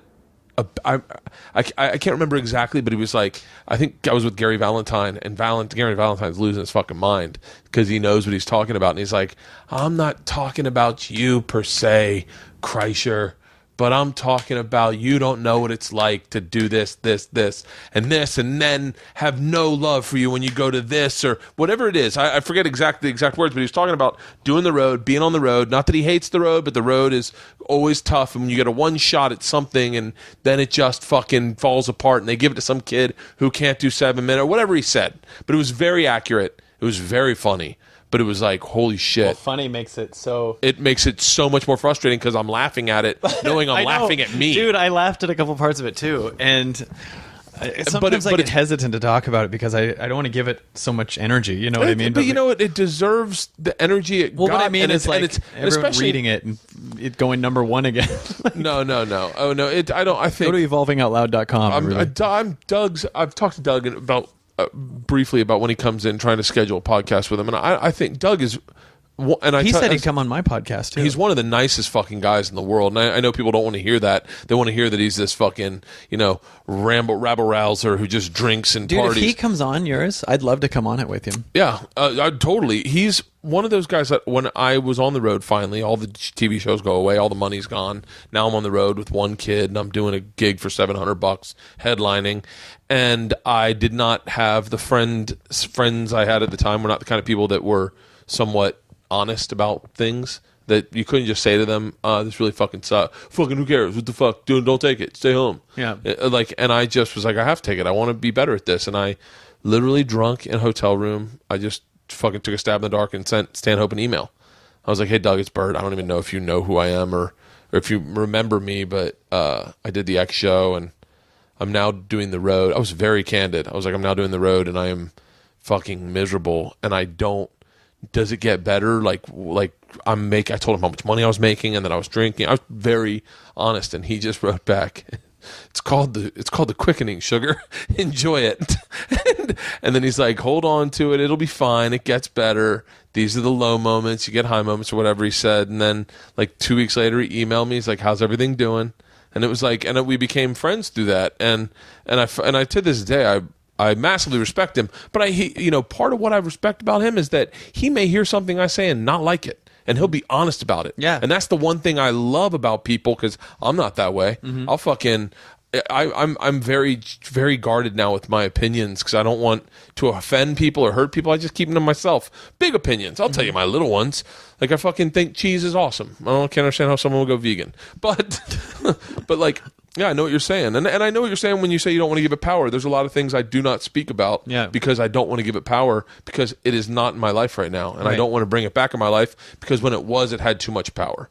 But I know exactly what you're talking about. But I also am not running from it too. I mean, it's something that shows up, and one of the greatest things that I've learned since then is that every time I have a thought about it that makes me feel tense, I'm in an illusion that I'm in a thought, you know, and I get to back up and look at it. In fact, even believe it or not, I've always known you to be an amazing person, an amazing friend. But before I came here today, I even got a little in my head because I have a story about comics because of what happened. And I know you're a real friend and you see it that way. And what's bizarre is every time I've bumped into a comic in the last 4 years, every one of them has been nothing but love and been like, dude, come back over here. And, you know, because I took a lot of time off. And which was great too, because I finally, you know, this is such a corny thing to say, but I totally met myself and found there's more than just being a funny person. And now I'm bringing these principles back up, and instead of bringing my stage into my life, I'm bringing my life onto the stage. Well, that's what you're working on now. Yeah. Everything I've seen is real. You were the first person to tell me about The Secret. Mm-hmm. Literally the first person to tell me about The Secret. And I work with those guys all the time now. Really? I speak with Michael Beckwith at Agape constantly. I'm working with Bob Proctor this weekend. You know, Bob Proctor's the old white guy. Who's the black guy with the dreadlocks? That's Michael Beckwith. Okay. So he has a thing called Agape. I'm going there tonight. It's a spiritual center that's religious in a way. It's very just like... Can I tell you I'm afraid to go to those things? Because I'm afraid that something will happen and then I'll be wearing the red bracelet on my hand and everyone will be like, what happened to Bert? You know? Yeah. It's like the reason I don't fuck around with Scientology is because I'm afraid it'll make sense. I had 2 Scientologists at my house for dinner one night and I jokingly, drunkenly said, so you guys believe in aliens? And they're like, well, yeah, kind of. Yeah, I don't have any of that. And I go, but I said, and they're like, and I go, how can you do that? And they're like, well, can I ask you a very candid question? I was like, yeah. And they're like, what are you? I said, Catholic. And they go, you believe Jesus Christ? I said, yeah. And they go, that he was a man? And I was like, yeah.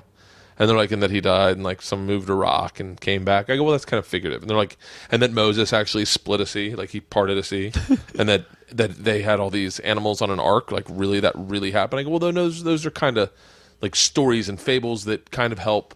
And they're like, so wait, you're actually saying that this thing you believe in, you don't actually believe in all of it.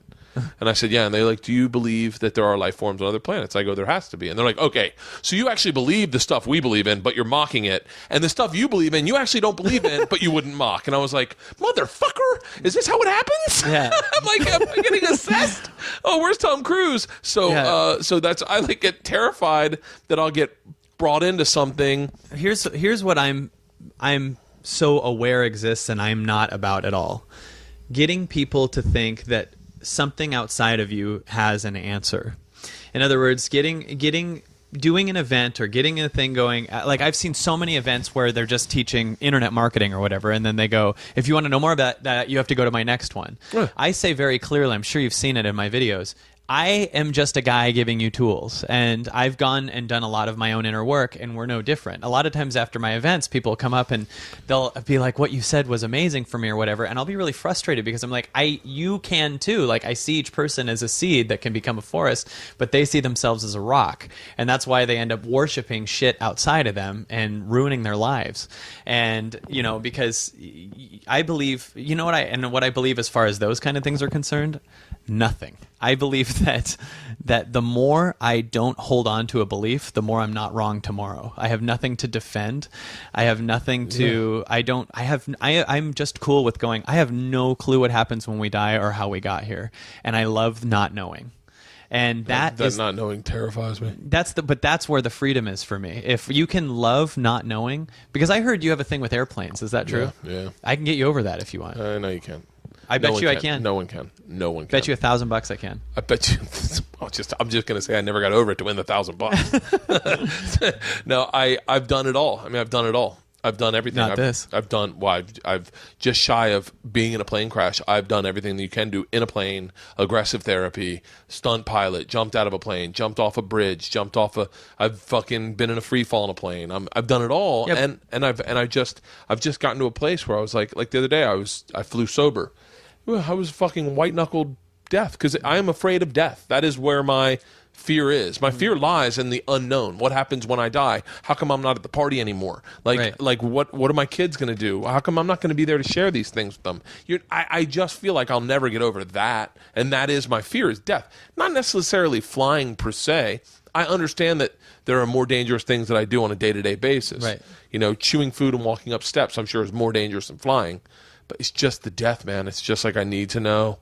I need to know. That's why I wish I had like a near-death experience, just so I knew there was something after. But it's not even that. Then it's like the control wants to know, because you're saying you want to have it. You want to know, and it's funny. It's like, what happens when you know? No matter what it is, it's still gonna miss the fucking party. It's that illusion of when something happens. That's why I drink. Happy. I'm getting anxiety just talking about that. Yeah. Isn't that crazy? Like, I can feel my chest getting like balloonish. Can you be okay with that? No.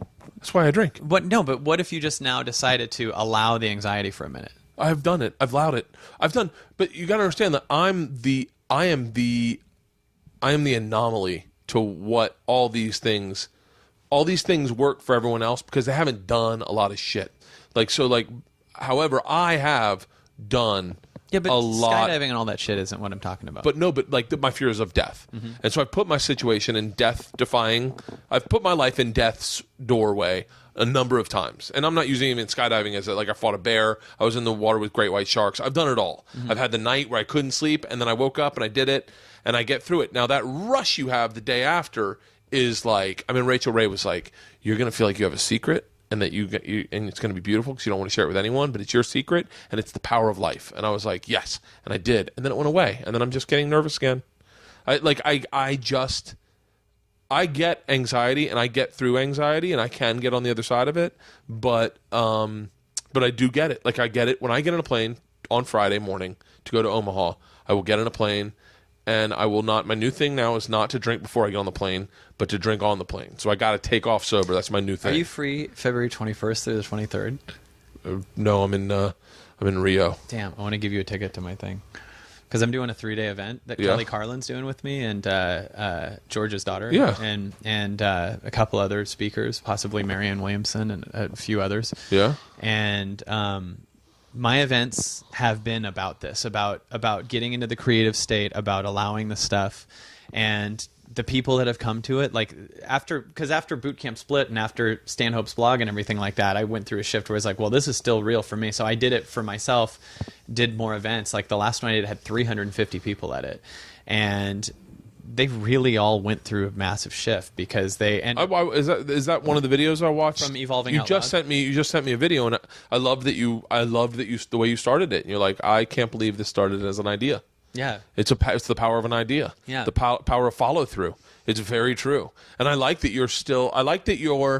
that you took what you believed in and you shifted it into what worked best for you. And that event that you saw, that video of, that was the beginning of me speaking for a combined total of about 20 hours, all off the cuff, no set list, no bullet points. Yeah, and that's because what happens is, that's how we really are all day, what I was saying at the beginning, like at a restaurant and all that stuff. So my job is to get out of the way of myself and stop thinking of myself as this past story and this future story. So in my way that I'm literally feel like I feel like I'm blocking.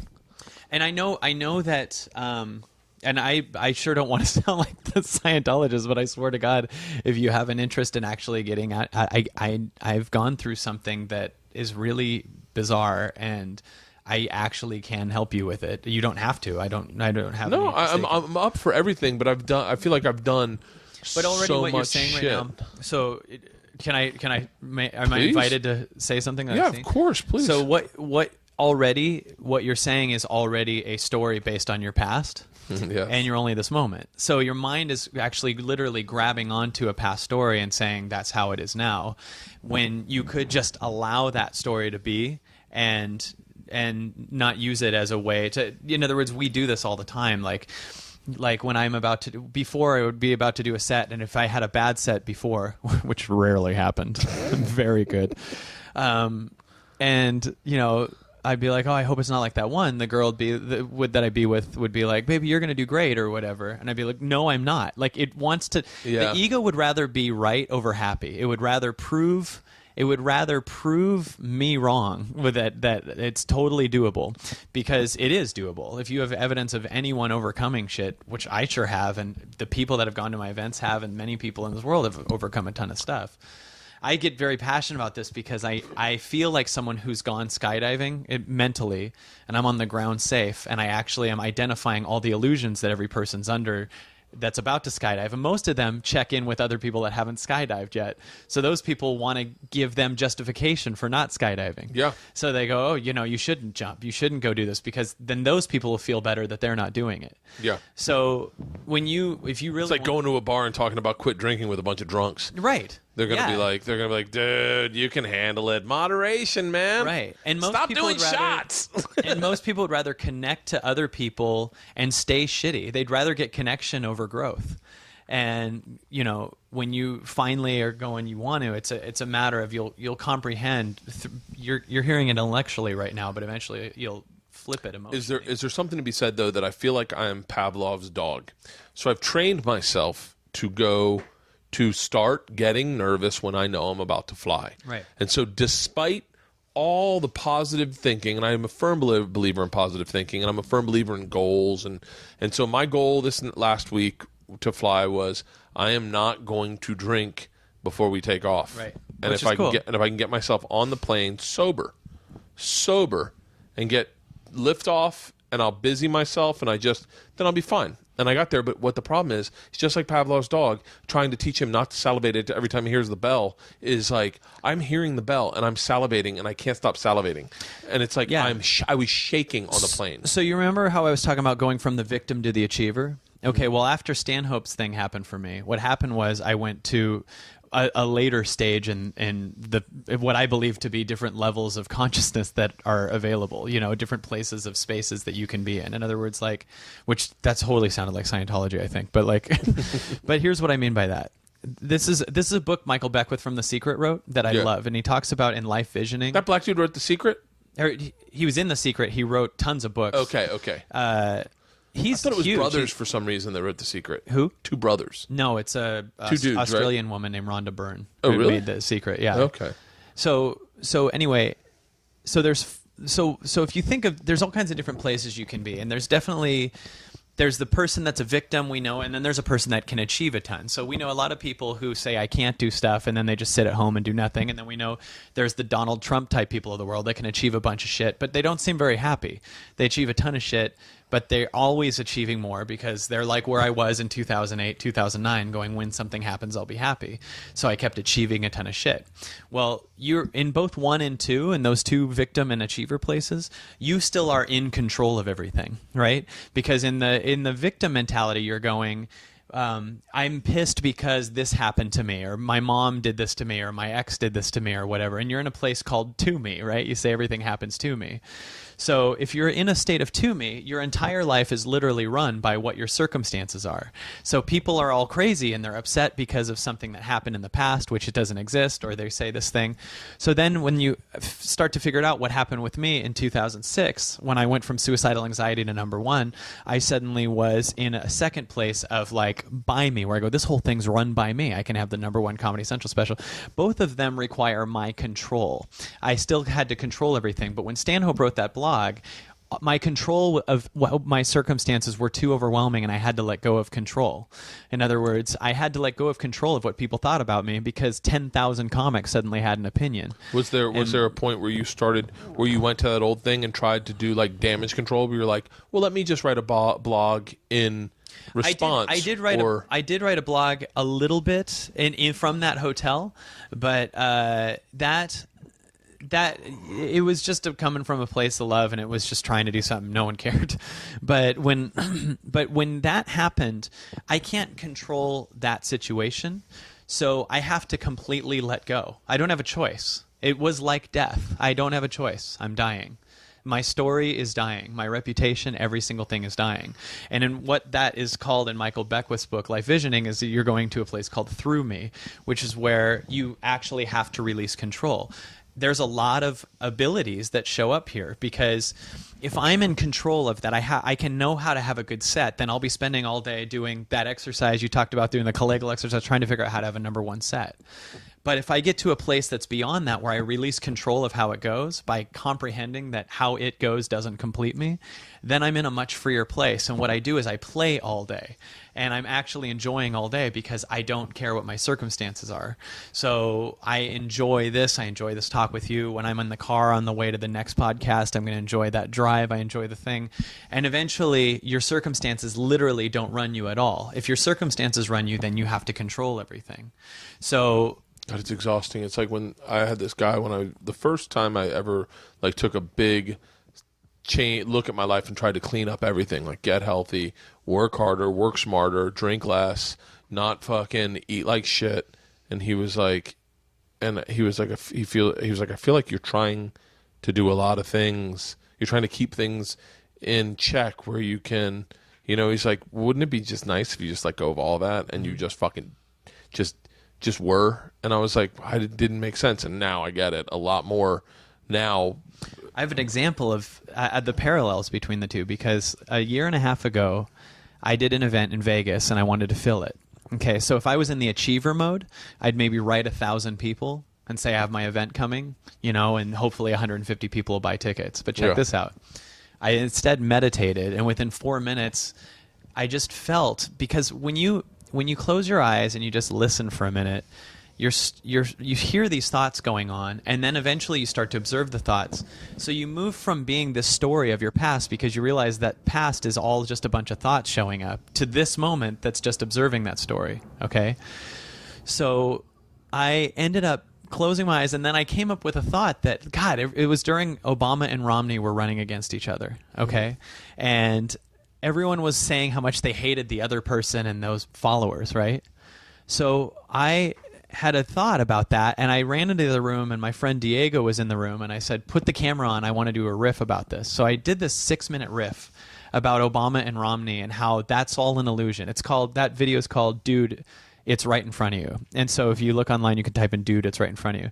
I go on this rant about how we only care about the economy because we don't get that we're unlimited beings with the ability to make any website, use any YouTube. You have Facebook, you can write any human being with Facebook. Yeah. We have the ability to do anything we want right now. But if you fuck pen pals, this is 2014. Yeah. You can put your word out to everyone in Croatia. Right.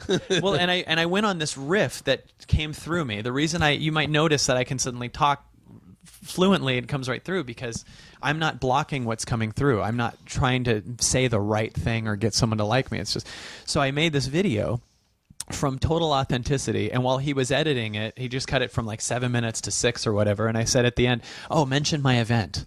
I said, mention that I'm having my event. So he said, Kyle's having a 3-day event, and then I said, say that you can name your own price.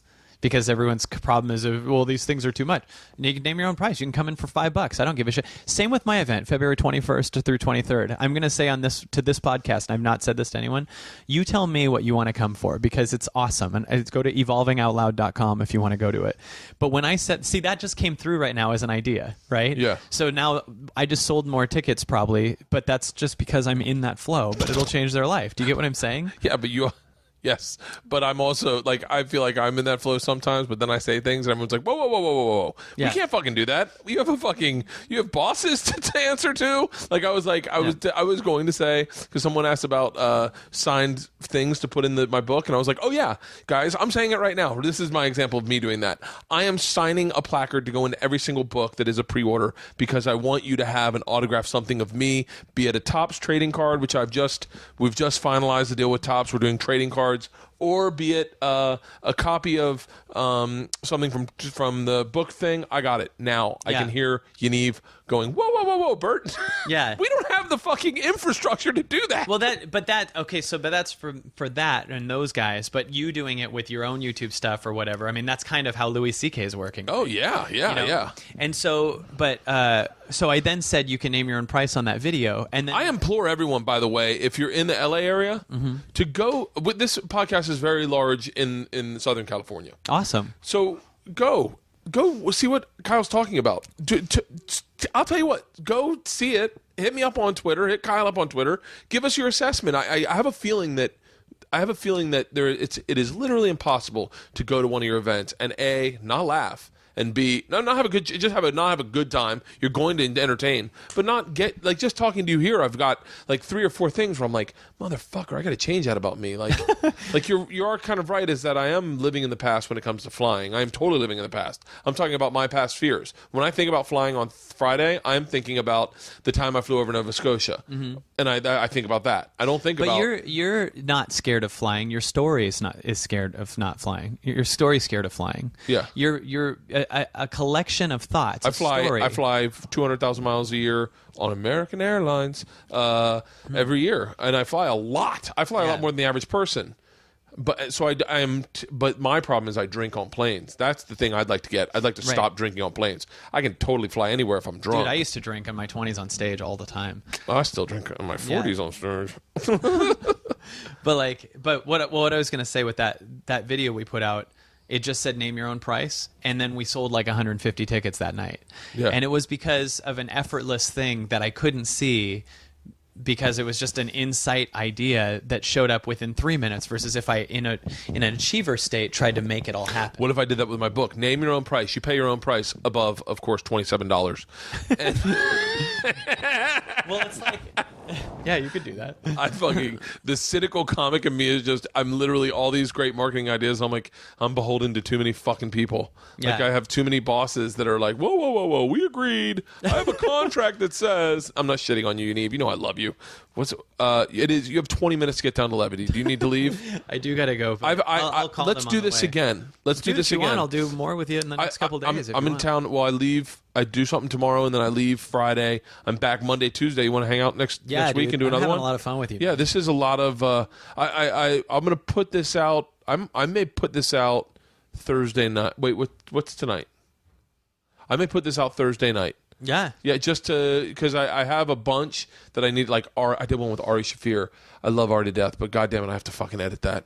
Like, oh really? Oh my god, Ari fucking Ari just is such an open book. Part of me wishes and I know people are like, oh, don't edit it at all. But I talked to Ari, and there are parts that Ari was not comfortable with, and I wasn't comfortable with, but we enjoyed clearly as a team so much in the moment. But once you make a podcast, you put this out there forever, and people can interpret it anyway. And now even saying that, I'm going to probably leave in some big chunks. Yeah, because now they know. Yeah, now they know, and now I'm like, well, I got to leave that in. They're gonna be like, this podcast sucked, but it was really fucking fun.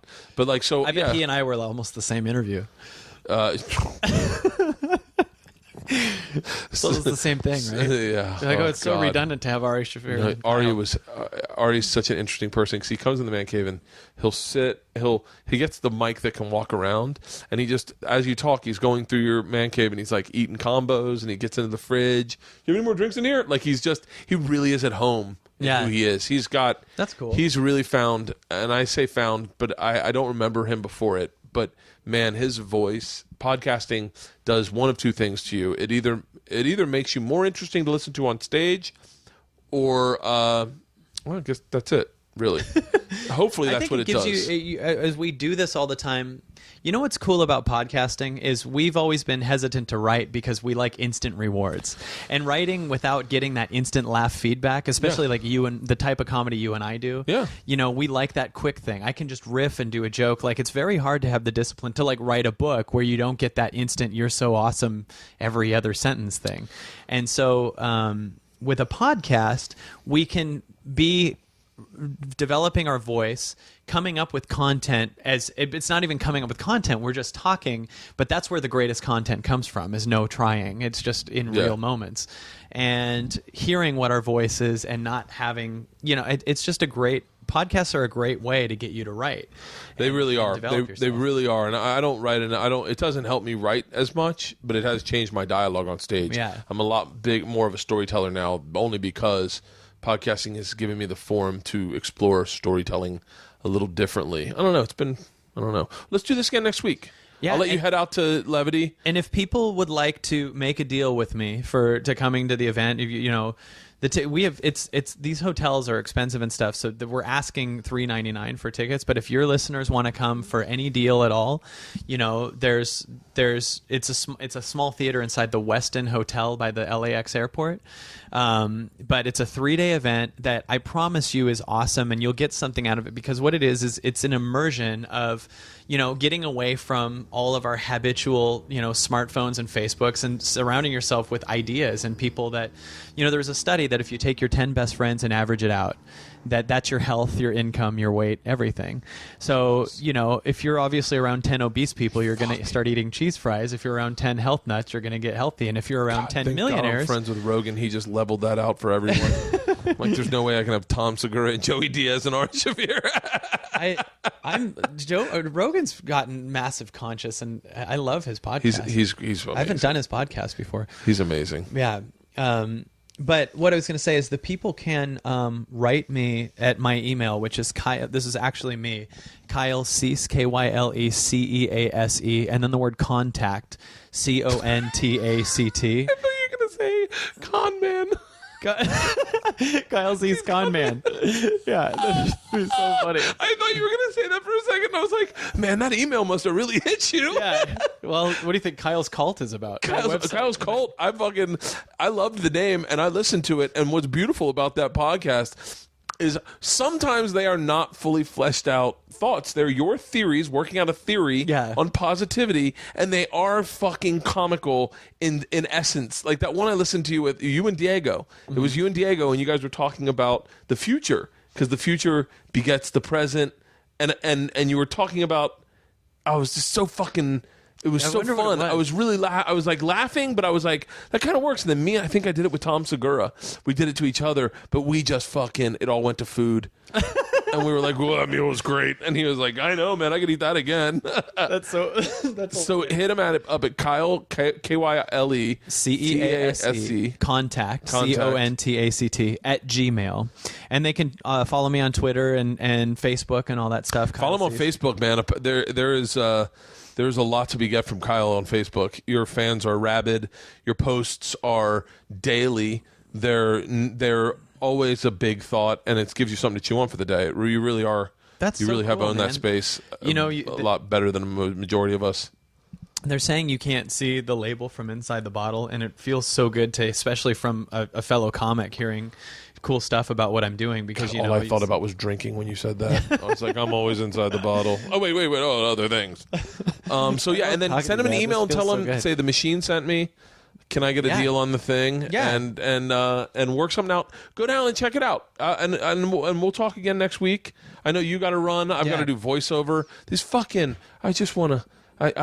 Do you hear me? I'm bitching about the present when I'm going, I wish I could go back to being a young comic. Well, do shit all day. And by the way, I remember one time being in a car with two comics, and I heard one comic saying to the other one, God, you got on Conan? And the other guy goes, yeah, but you got to do Montreal. And I just was like, if those two credits switched, you guys would still be bitching. Yeah. You know, and everyone ego just wants whatever it can't have, and it's always saying that it's in lack, and that's an illusion. It's not real, man. And it's also, you know, when you're saying, I got this thing, I find it's fun to say no to a lot of things too now. I haven't said no to a fucking thing in forever. Yeah, it's nice because... Luckily, I'm working in travel, and anything they bring me, I say yes to. But like, I even, to other things, to other gigs, and I'm not, travel aside, I've always said yes. And I think that gets me. Well, one thing that's huge for me is I realize when you say no to something, or you just let go of something that you're tired of holding on to, this is something my buddy Diego said that really changed my life, but you can always measure what you lose when you let go of it. So like, you're about to break up with someone, you can see you'll lose that person.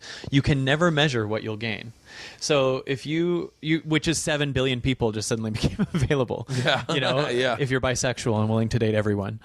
But you know, you're in a job you don't like and you're scared to leave because you need to pay the bills, but you don't realize how much money you might be losing by staying in a job you don't like and giving yourself 40 hours a week of not your innovation, of you being in a place. And when you let go, you suddenly force yourself to look for bigger opportunities, and you can't see it because your perception of yourself is in such a low status because you wouldn't have that job if you knew you were better than it. So I can talk forever about this, but that's what this event is about, and people will feel permission to leap from situations, get more creative with their stuff, and it changes the course of your life. It really does. Go. Everyone go. Kyle Cease. Contact at gmail.com. Hit him up. Get the details. Follow him on Twitter. Follow him on Facebook. We're doing this again next week. I will post this Thursday, so you will have heard that I'm in Omaha this weekend already. Awesome. I hope you guys come out. Eric. Oh, okay. Yep. All right. My voiceover's here. I love you guys. Thank you, Kyle, for doing this. Thanks, Thank you, man. I appreciate it. Man.